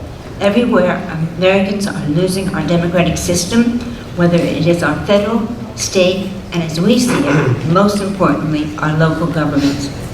Finally, this board denies this application Ocean might still have an opportunity to have its residents informed by holding a proper meeting at the high school where all sides of the issue of development or preservation will be explored. There is every good reason to feel that in light of all the problems the development of this land would bring, residents who passed an open space tax by a large margin could convey to their council their wish to purchase this land to add to that in our park, especially since land acquisition funds are available to help. For instance, from the Monmouth County Park System, the Monmouth Conservation Foundation, the Land Conservancy of New Jersey, the Nature Conservancy, and the New Jersey DEP Green Acres. The council might still pursue such options. Seems to depend upon their residents having a strong voice to encourage such action, given an opportunity by the rejection of this application. Now, I submitted this statement to the board and I had made copies for everyone, for the planning board and the council. Thank you. Thank you, Mrs. Tyson. Do you have any questions for? No. Lady in the blue shirt. Hello again, Mary Robin Whitney, 1103 Brower Boulevard in Winnemassa. And do you swear that the comments, the testimony that you're about to give will be the truth, the whole truth, and nothing but the truth, so help you God? I do, sir. Thank you. It was reported earlier, and I don't recall from which of the gentlemen over here, I know at least two who reported at length about DEP, Department of Environmental Protection, and DOT, Department of Transportation approvals. As stated earlier, I've been in communication with them both in three ways: telephone, voicemails, snail mail, and as of last week, following up on the snail mail email. And I understand that from one official, Chinghua Liang, and forgive my terrible pronunciation, a flood hazard individual permit was granted as of 8 March of this year. However, that was predicated on the fact that no changes to the plans at all would be presented. And apparently there have been changes. And I must say, in guise of explanation, for those of you who might have been expecting to have seen me here more recently, I had emergency spinal surgery, so I've been out of the loop for a couple months, but I'm back. Another official there, Bob Kozachek, also referred to the flood hazard permit, but also talked about a transitional area waiver, otherwise known as a TAW, and there are just acronyms galore here. And he said, as of last Monday, it's pending due to ongoing concerns by the State Historic Preservation Office, otherwise known as the SHPO. And these concerns still need to be resolved. Once those matters might be resolved, then the TAW will be issued. But all in all, across the board, should any changes come forth, then all the above is back on the table.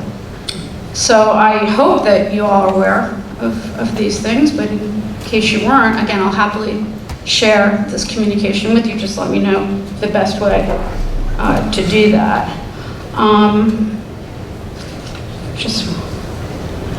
Sorry, I thought I had one more minute. Oh, and just, excuse the terrible pun, but in order to be able to see the forest for the trees, in future, I would hope, I'm a communications person, that it's a lot easier to comprehend things, particularly numbers and statistics, if we can see it while we're hearing it. So the reports that were read, I'm sure that they exist in a sort of format where we could have been seeing them scrolled on the screen. And I think that would have really aided our comprehension, particularly for someone just as myself, who couldn't be present at these things for the past several months. So that's just a recommendation, if you wouldn't mind my offering it. Thank you. Thank you so much. Any questions?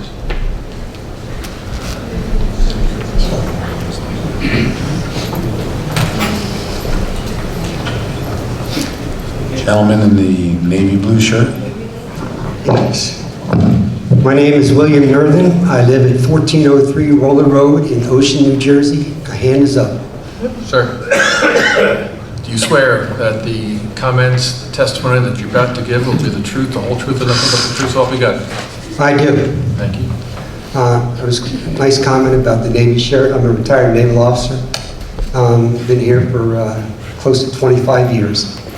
And I think this project has a lot of potential. A lot of people are going to be getting jobs because of the concessions there and the hotel. You have the condominiums there, and I hope they fill out. What concerns me, let me finish a little bit this. I think that urban jug handle is a superb idea, and I hope we get the DOT approval to have that. But even with that, you have the backstop there of those additional 2 lanes that coming out of the project and going westbound that you identified. What concerns me, though, actually, is 3 times a day, Deal Road, both east and west, is stop and go. It usually takes me 5 minutes to get over here from where I live. It took me 20 minutes tonight because I was in that evening traffic coming home. We know the guys, and ladies and gentlemen, they're going to be getting jobs, with this. They're going to have to go to work and from work. For the people that live there in the condominiums, they may have to go to work and from work. I like what you've done with respect to that urban jug handle, but are there any plans to expand the capacity of Deal Road west, going west, of Route 35, and also going east of Route 35 on the starboard, eastbound. I'm sorry, eastbound. You got the other side. So are there any plans for that? I mean, we rested our case. They rested their case. With this particular application, they're not touching anything west of 35. Is there any plans then for the county? East of Route 35, I believe there may be an additional lane there, and there's some changes regarding a jug handle that if you're coming north on Route 35, and now you have to get off to go west on Deal Road, that will change. Yes. You'll have to go further past Deal Road and go in the urban jug handle. Right, okay. But there's no county plan or anything to expand the west side? Not that I'm aware of, Mr. No, the DOT just did some modifications along the highway to Gill Road and 35, West Park Avenue and 35, mostly with signals and the barrier, pulling back the barriers where you can make certain turning movements easier. But we have not seen anything from anybody west of 35 on Deal Road, to improve Deal Road. It's pretty tough given the amount of area that's available to do it. All right, thank you very much. Thank you, sir. And thank you for your service. Thank you. Sir. Dan Spector, 4 Ivy Place, Ocean. Sir, do you swear that the comments and the testimony that you're about to give will be the truth, the whole truth, and nothing but the truth, so help you God? Yes. Thank you. A number of good points have been brought up today, a number of good subjects. The traffic. Anybody here who has children or grandchildren that have got cars, you're to blame. Want to have kids, you can have more traffic. I've lived here for over 20 years. We lived on the east side of 35. Deal Road is one road that we use probably every day, a couple times. There's some significant traffic problems there right now that look to be getting addressed in this new plan. The stacking on to try to make a left turn south of the intersection is terrible during rush hour. You cannot get in that line to go left. You can't. They put those cones up, they run them over. It backs up in bad weather onto the highway. Very dangerous situation. As far as the property goes itself, I live in probably one of the most beautiful parts of Ocean Township, down by Harvard Brook. This is not one of the most beautiful parts.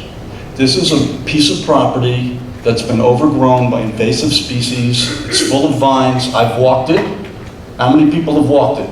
You can't even walk through there. Can you walk through there? No. It's overgrown, and not only is it overgrown by invasive species, but invasive species do not hold the water like a mature forest. This is not a mature forest. This is not a deciduous forest. This is not a forest that has trees with canopies and brush and grass and mid-height bushes. This is not retaining water like we're talking about a clear cut. This is a mess. This is not a forest of pine barrens which is getting clear cut. There's plenty of other places in this town that could be preserved before this. The financial situation, we put our kids through school here. My taxes continue to rise. I'm very nervous about the town losing this. And it looks to me that there's a good chance that the town is going to lose their lawsuit if they don't let something happen here. And that's a lot of money that we're all going to pay. So if anybody's on a fixed income or worrying about the cost of their taxes going up, if they lose this, if we lose this, or whatever, we're paying. And it's going to get... Is somebody back here commenting while I'm talking? Please. I gave everybody else a chance. We're going to pay. We're absolutely going to pay. Last thing I want to say is, well, not the last thing. I guarantee you that every single person in here that's protesting, if this thing gets built, they're all going to be eating at Chick-fil-A. Their families from out of town who don't have a decent hotel to go into, which are just the highest crime places in our town, or all the junk motels on the road, or all the whatever is there. We don't have one place in this town that's nice for our families to come and stay. It's not going to be a... Sorry, I'm not talking to that. Wow, so rude. It's not going to be a truck stop. There's no room for trucks there. Trucks aren't going to be fueling, and they're certainly not going to be staying in a Marriott. It's ridiculous. The one thing that really perturbs me is that I get the feeling that the ringleaders of this opposition, who have an out-of-town phone number, may not even live here full-time. And I'm really indignant about that thought. If that is true, I'm not saying it is, but it might be, it bothers me. And I know when I go on this 32-acre website thing, the phone number is a New York phone number. Now, I don't feel like I need anybody to come to my town where I live full-time and tell me what I should do with the property in my town. Thank you. Thank you, sir. Thank you. No questions? Mrs. Sharp.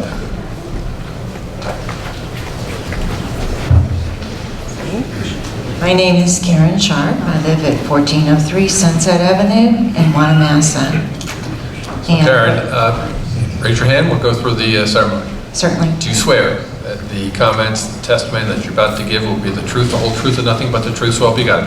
I do. Thank you. And to set the record straight, I do live here full-time, and we have owned a house here since 1974, I believe it is. So I would like to also say that I agree with parts of what Maria said and Barbara said. I think that this development would have a much nicer neighborhood feel without the gas station, convenience store, and the hotel. And I think this would free up some space for greenery and for neighborhood gathering. And that's what I would prefer to see there.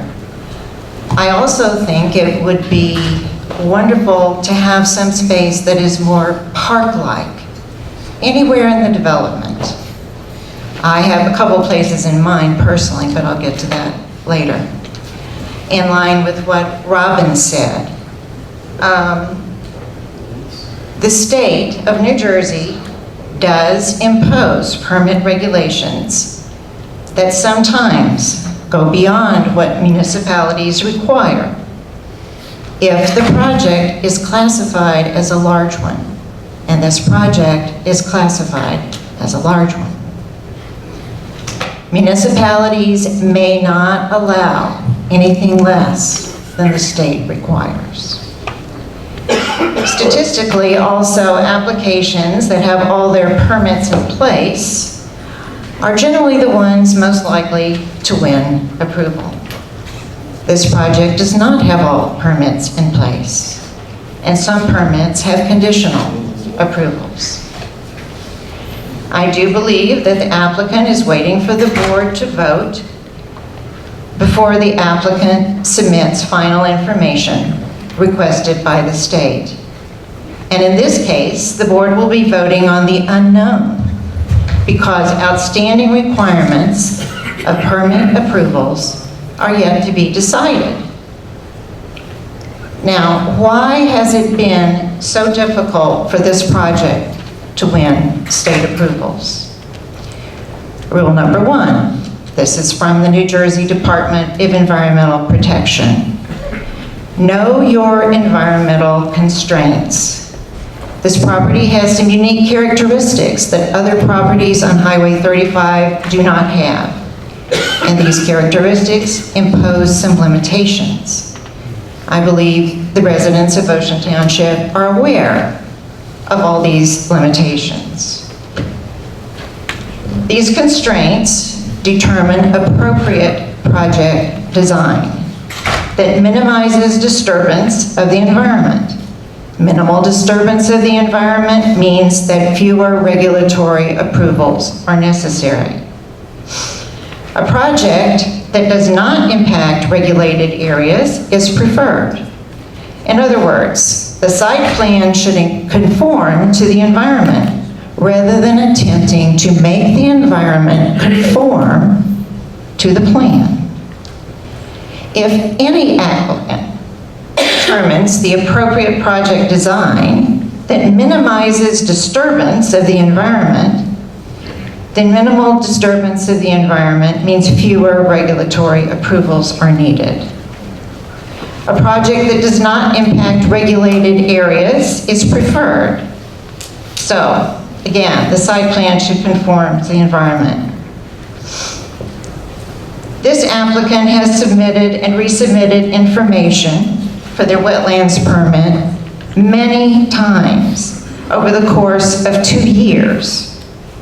Over time, there have been over 56 entries for review by the New Jersey Department of Environmental Protection and others related to the freshwater wetlands application. They still do not have their wetlands permit. Does this say anything to you?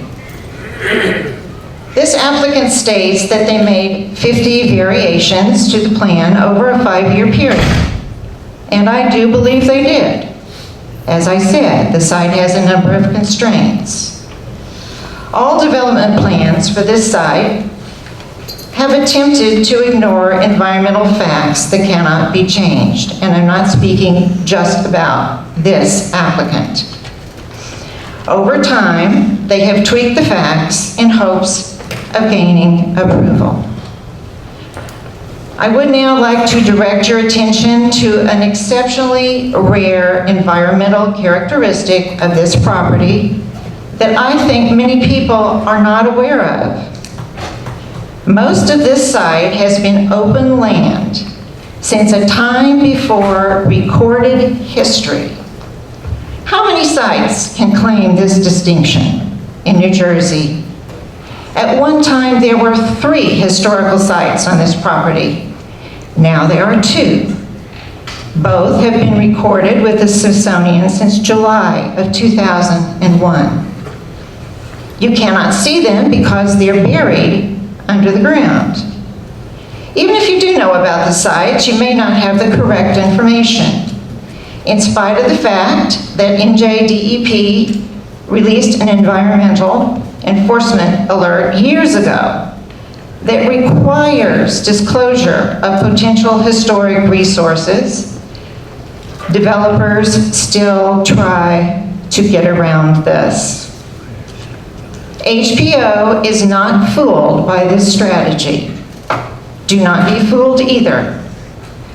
Both of these sites are historically connected to the Eden Woolley House, which is now our historical museum, and both sites are eligible for placement on the New Jersey and National Registers of Historic Places.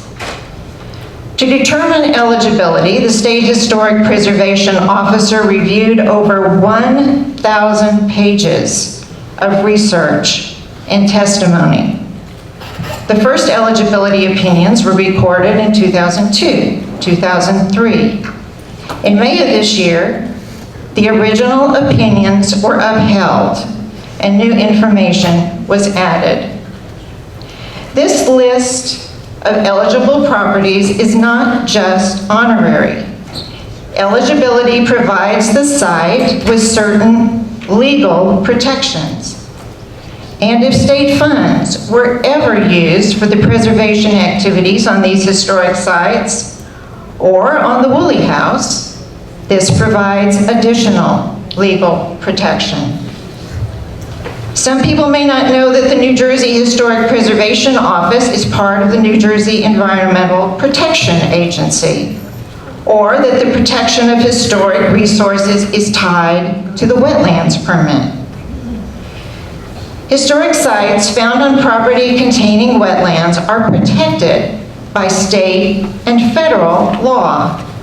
These pertain to any historic sites on the property as a whole, not just the wetlands. There are tools to help planning boards and applicants through the process of historic wetlands permit approval. Municipal land use law allows boards to create historic preservation commissions.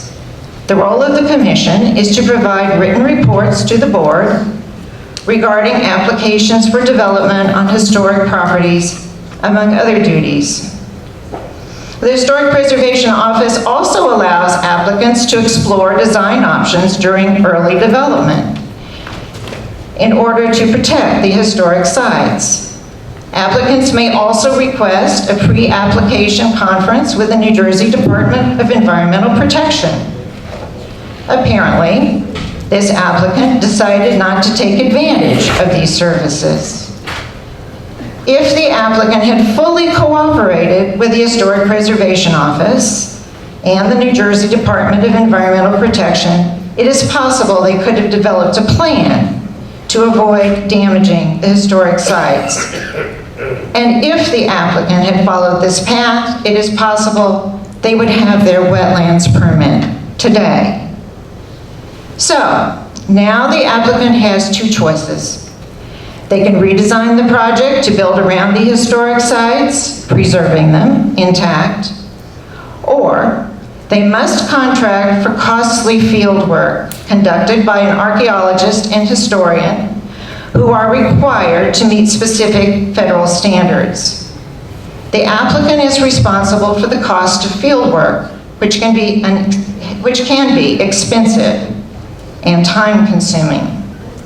However, fieldwork brings new information to the history of this property. After it's complete, significant objects and research are typically placed in a museum that's accessible to the public. This is called mitigation, a written plan submitted by the applicant to minimize the damage, an action to prevent complete destruction of the site. The plan is not an option. It is required by state and federal law. The plan must go before the New Jersey Historic States Council and the Department of Environmental Protection for approval before a permit is issued. The plan is legally binding. Compliance is a condition of permit issuance. No construction work of any kind can begin on the historic sites, including the addition or removal of soil, the removal of trees, until field work is complete. Because such sites cannot be replaced, damage is a violation and compensatory regulations apply. So far, the applicant has not submitted a complete plan. Very few sites have been excavated on undeveloped land, as acres and acres of land in New Jersey have yielded to development. There are only 2 other historic sites similar to this one in New Jersey. The Deal 35 site is potentially one of a kind. Hundreds of years before the colonists arrived, the land near the ocean shore was the summer home of native tribes. They followed the trails to places like Deal Lake, Cold Indian Springs, and Poplar Brook to hunt for food. These activities, historically associated with the Deal 35 environment, still possess cultural value, regardless of the value of any structures that may have ever existed on the site. The land that was once the Eden Woolley farmhouse site was one of the first properties acquired in the township. It was a part of a larger tract purchased from Gavin Drummond 90 years before the United States Constitution was signed.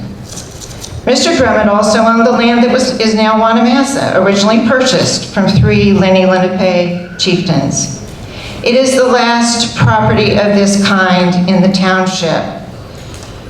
The former setting of the Woolley House is as important as the house itself. This development plan does not acknowledge that our historical museum was once connected to the land at the corner of Deal Road and 35. Without its associated farmland, it is separated from those things that give it meaning. It will be like a book with many chapters missing. The history of a house or a property does not exist in isolation. It's connected to the history of the entire area. When combined with its original property, the house also ranks among the oldest sites in Monmouth County, along with the Parker Homestead in Little Silver, now listed on the state and national registers. There are many connections between this property and others nearby. Both the Parkers and the Woolleys attended services at the Quaker Meeting House in Shrewsbury. This is New Jersey's oldest meeting house, located on one of Shrewsbury's historic 4 corners, which contains 3 other historic properties. Mr. Chair, I have to just put an objection on the record. She's now giving you a history of Monmouth County. This is not relevant to the application. I would ask that you please ask the witness to bring it back to this application.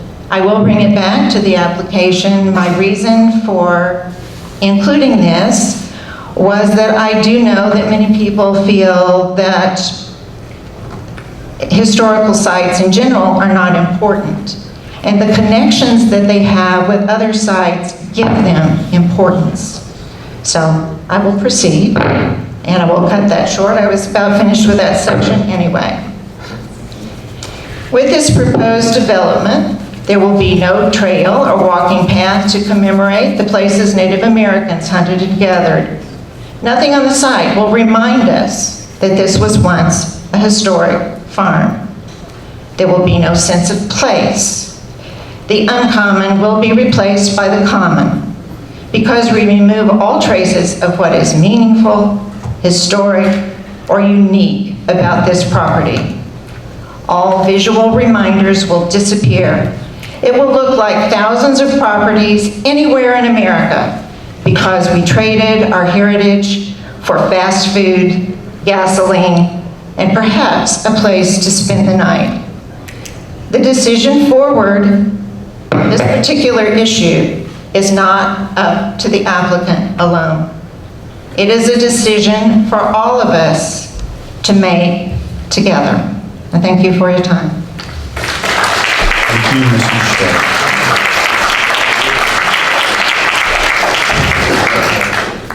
I promise to tell the truth, the whole truth. No. Your name, please? My name is Ellen Adis, and I promise I'm going to tell the truth, the whole truth, nothing but the truth. I have to I ask live you in that. 46. Hold on a minute. Raise your right hand, please. Now, do you swear that the comments and the testimony you're about to give will be the truth, the whole truth, and nothing but the truth, so help you God? Let me think it over. Yes, I'm going to tell tell the truth. Okay. My name is Ellen Adis. I live at 46 Dwight Drive. I've lived here for a long time. I raised my children here. They're raising their children here because they love this town. It's just a great place to live. I'm not very important. I don't have a lot of money. I work full-time to support myself, and I'm happy to do it. I pay my taxes. I vote in every single election for the past 40 years. And I would like to think that the gentleman and lady on this board are the same quality people that make decisions for our town in our best interest. My hero tonight is Mr. Huss because his sage experience and putting everything into perspective, the whole history and everything, I think is particularly important because there's a season for everything. Things change and you have to make decisions at the right time. I hope when you make your decision, you're going to keep in mind what it's like living in Ocean Township and paying taxes. If you don't have a lot of money and if you have to work hard, I'm sure most of the people here are in that category. I'm afraid that, I know taxes go up a little bit, but there are real things going on regarding lawsuits and things, and I think everybody knows eventually something has to be built here, and it's coming to a head after all these years. I personally, if I could live on a beach and never have another shack near me except when I want people over, that would be great. I love the park. I walk all over it every week. I enjoy the trees. I like to walk right through the park where there's no people and I could hear the birds and the brook going through. I love it. But I really like this plan because I lived through the Stop and Shop plan and I know what ruthless people they are. And they took one meeting with us. That's it. 10 people showed up. They met us in the Sheraton. And when we asked probing questions or we asked for things for them to give us, they shut us down. That was it, that one meeting, and that was it. And everything was going to go through. That's why 1,000 people showed up to fight them, because people were outraged. You could smell a predator when they come your way. I heard the other woman's comment before. I happened to go to the township and ask questions about how the development is going. And I know that the current developer who's putting in this application is constantly complying with everything in the process, but it's a process. You can't have everything signed, sealed, and delivered. They have to keep complying with whatever the state and the municipality wants. But I'm putting my faith in you guys up here. Really, I am, because you have the power to make this happen or not. To make a decision that's not going to hurt us, but that's going to help us, that's going to make the town better. Is it going to solve all the problems? No, but it's going to solve enough of the problems that it's going to make our life better. It's going to keep taxes maybe to stay the same for a little while, with all those extra ratables you'll get. And you'll have all those people that'll get jobs and all those little businesses in the hotel. I'm really putting myself at your mercy because you're the guys that make the decisions. And thank you for spending all this time listening tonight. Really, thank you. Thank you. I think we have time for one last person, and you might be it. Hey, We're getting close to 11 o'clock. I don't know how long you're planning to go, but I talk pretty quick. we'll start with you. Michelle Crosta, 1318 Vena Ave. Right here. You swear that the comments, the testimony that you're about to give will be the truth, the whole truth, and nothing but the truth, so help you God. Yes. Thank you. Just coming off one of the comments from the gentleman who was talking about how the tract of land is overgrown and it's not like other forests. Forests are maintained by foresters, just a little bit of info there. So it would be nice if we maintained it.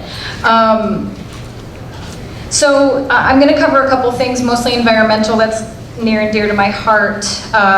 There was a meeting where I had started off to talk a little bit about benzene, which is a known carcinogen that comes out of the gas tanks, the holding tanks at gas stations.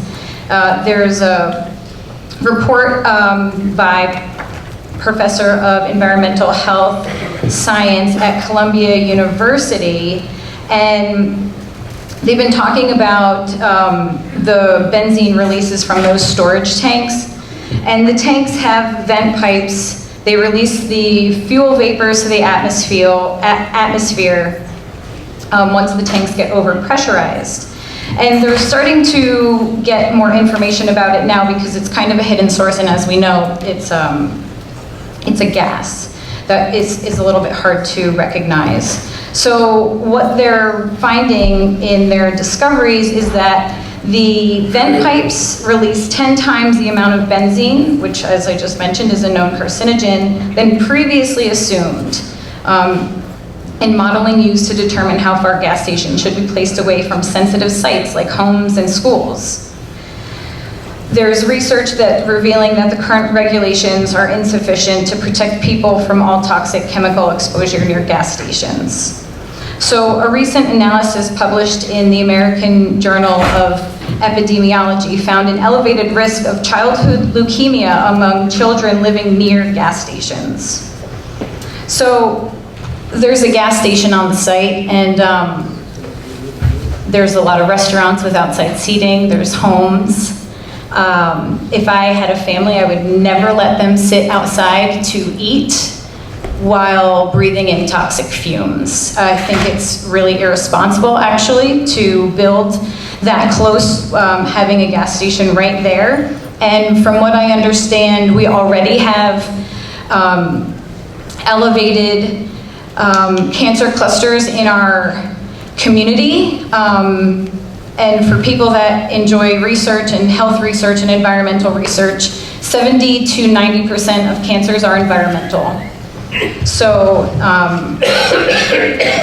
in terms of keeping our community safe, I think it's really important to look at these studies to know that what is being proposed to being built here is not in the best interest of our community on a health standpoint or an environmental. I spend a lot of time at the beach. Poplar Brook comes right out by Roosevelt Ave, I believe, and last year the beaches actually were closed quite often. We had gone to surf, and there were policemen on the beaches telling us that we could not get in the water because they were, the bacteria levels were so hazardous that we weren't allowed to go in. And that's all from runoff. So we have polluted, we have all the pollution that runs into the sewers and they go directly into the ocean. So not only are we placing a gas station that has runoff right next to a brook, it gets emptied out right into the ocean where all of our families play. I mean, do you want your children in the ocean when there is gas runoff and oil runoff that is, what is that, like 2 miles from the ocean? It's just, this is an environmental disaster in my mind. So, I believe, and I think most people believe, that there's a basic human right to clean air and clean water. And by having a development that not only is going to remove our clean air, as we know, mature trees especially provide all of the oxygen that we breathe. And then putting a gas station, not only putting a gas station, but disturbing the land that is helping to protect our waterways. I think that it's, I feel like my human right to clean air and clean water is being taken away here. And I feel like the developer is taking responsibility in terms of poisoning us, in terms of making it unsafe for not only myself, but for our children. And I hope that he understands that this is not something that people take lightly when you are messing with our environment and our safety. So destroying natural resources is what happens, right? You have polluted waterways, we have toxic air. Again, speaking of our cancer clusters, 70 to 90% is environmental. So we not only are poisoning ourselves, we're poisoning our families.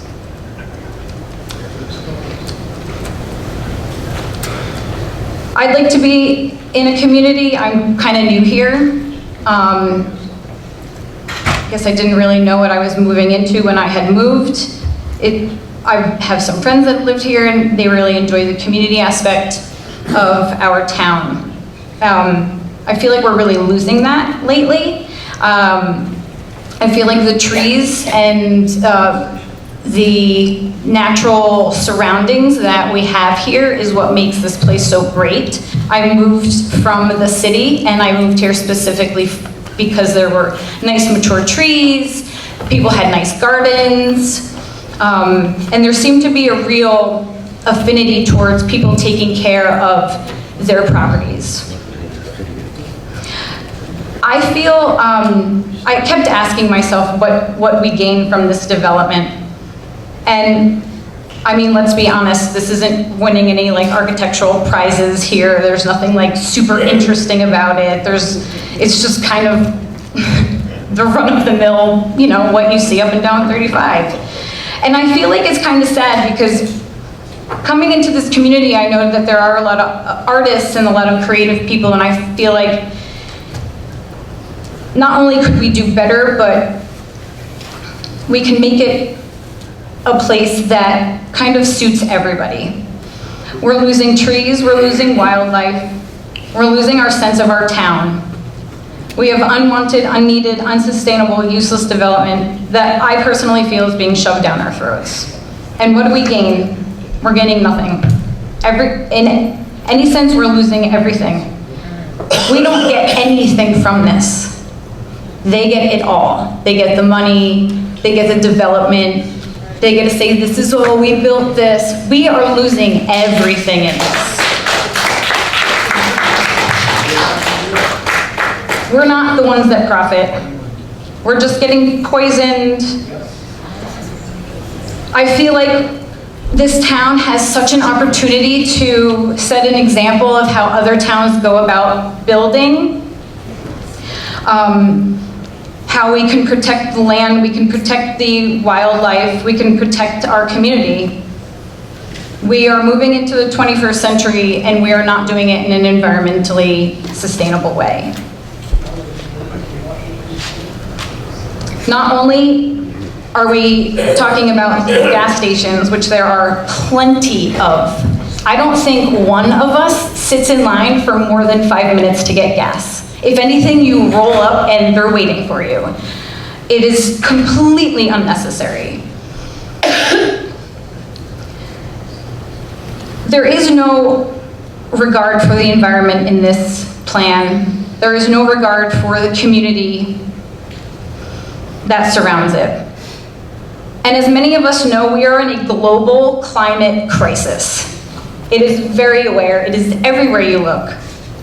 And I'm not a scientist, but I have a lot of respect for them. And Neil deGrasse Tyson, he's an astrophysicist, he's still a scientist. One of the things that he stated was, the thing that he loves so much about science is that when you have one scientist that makes a claim, you have 3, 4, 5, 6, 10 of your colleagues that will study it and try to debunk it. And at this point in our global climate crisis, all the scientists come up with the same conclusion. We are in dire need to save all of the trees and protect our waterways the best that we can. This isn't just protecting this particular tract of land. It's about protecting the community, it's about protecting ourselves, and it's about protecting the future generations. Because according to science, and I don't know about anybody else in this room, but I believe in science. It's pretty fascinating and it's pretty wonderful, and they seem to know what they're talking about. And we are on a straight path to losing everything if we don't take the right steps in preserving what we have. And I feel like the board, the community, we can all make steps to preserve or to better what is being offered to us. I want to make one more comment before I leave the microphone. I've been attending a lot of the meetings, and I feel like it's really hard to make a decision when you're sleeping through the entire testimonies and through all of the meetings. And it's something that should be looked at because it's a disgrace to our community. Thank you.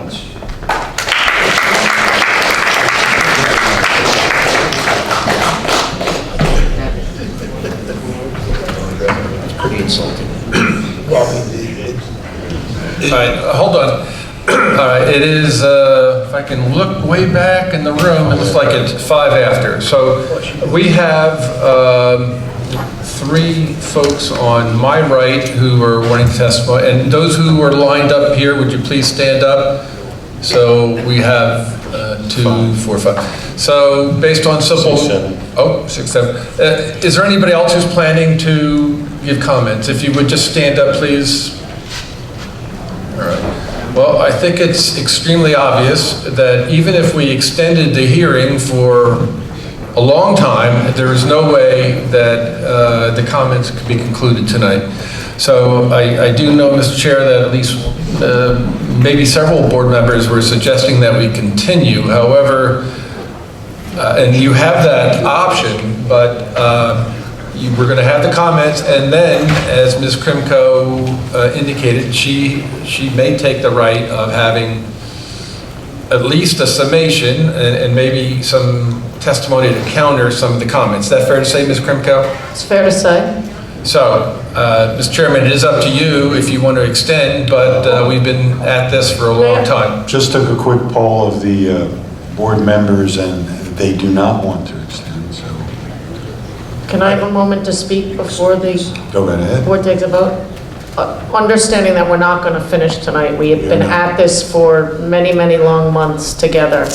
I'm hopeful, or I'm requesting that the board indulge maybe just even another half hour to allow more people to speak. This is longer than a half an hour. No, I know we're not going to finish. I said indulge. So if the board is not willing to, what I would ask, and the applicant would be willing to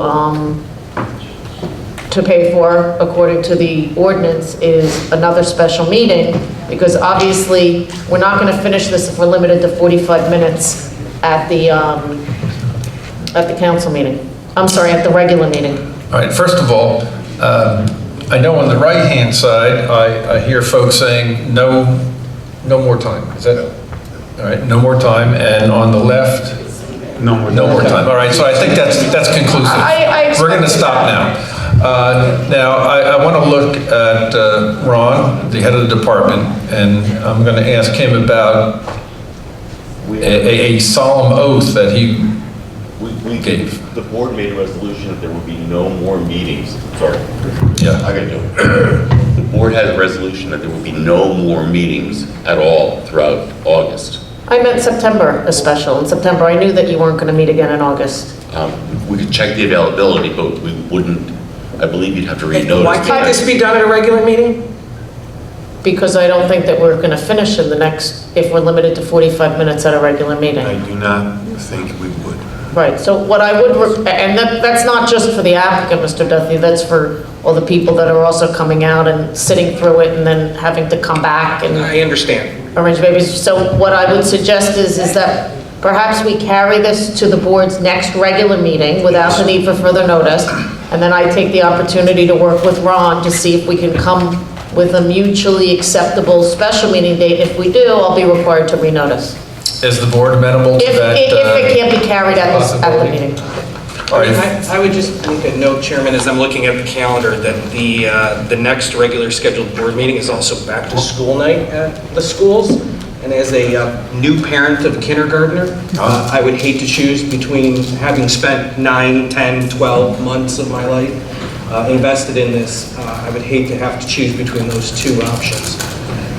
So I know we have enough time given the date as it is, and I might be the only one who's in that predicament, but maybe it might be worth us looking at a different date. I will do my best to get this venue before the 23rd. Okay, At some point in September. So what is the next meeting that it's carried to without further notice unless we get an earlier meeting for which I would have to notice? September 23rd or 23rd. All right, so for the record, ladies and gentlemen, without further notice, this matter will be continued to the regular meeting of September 23rd.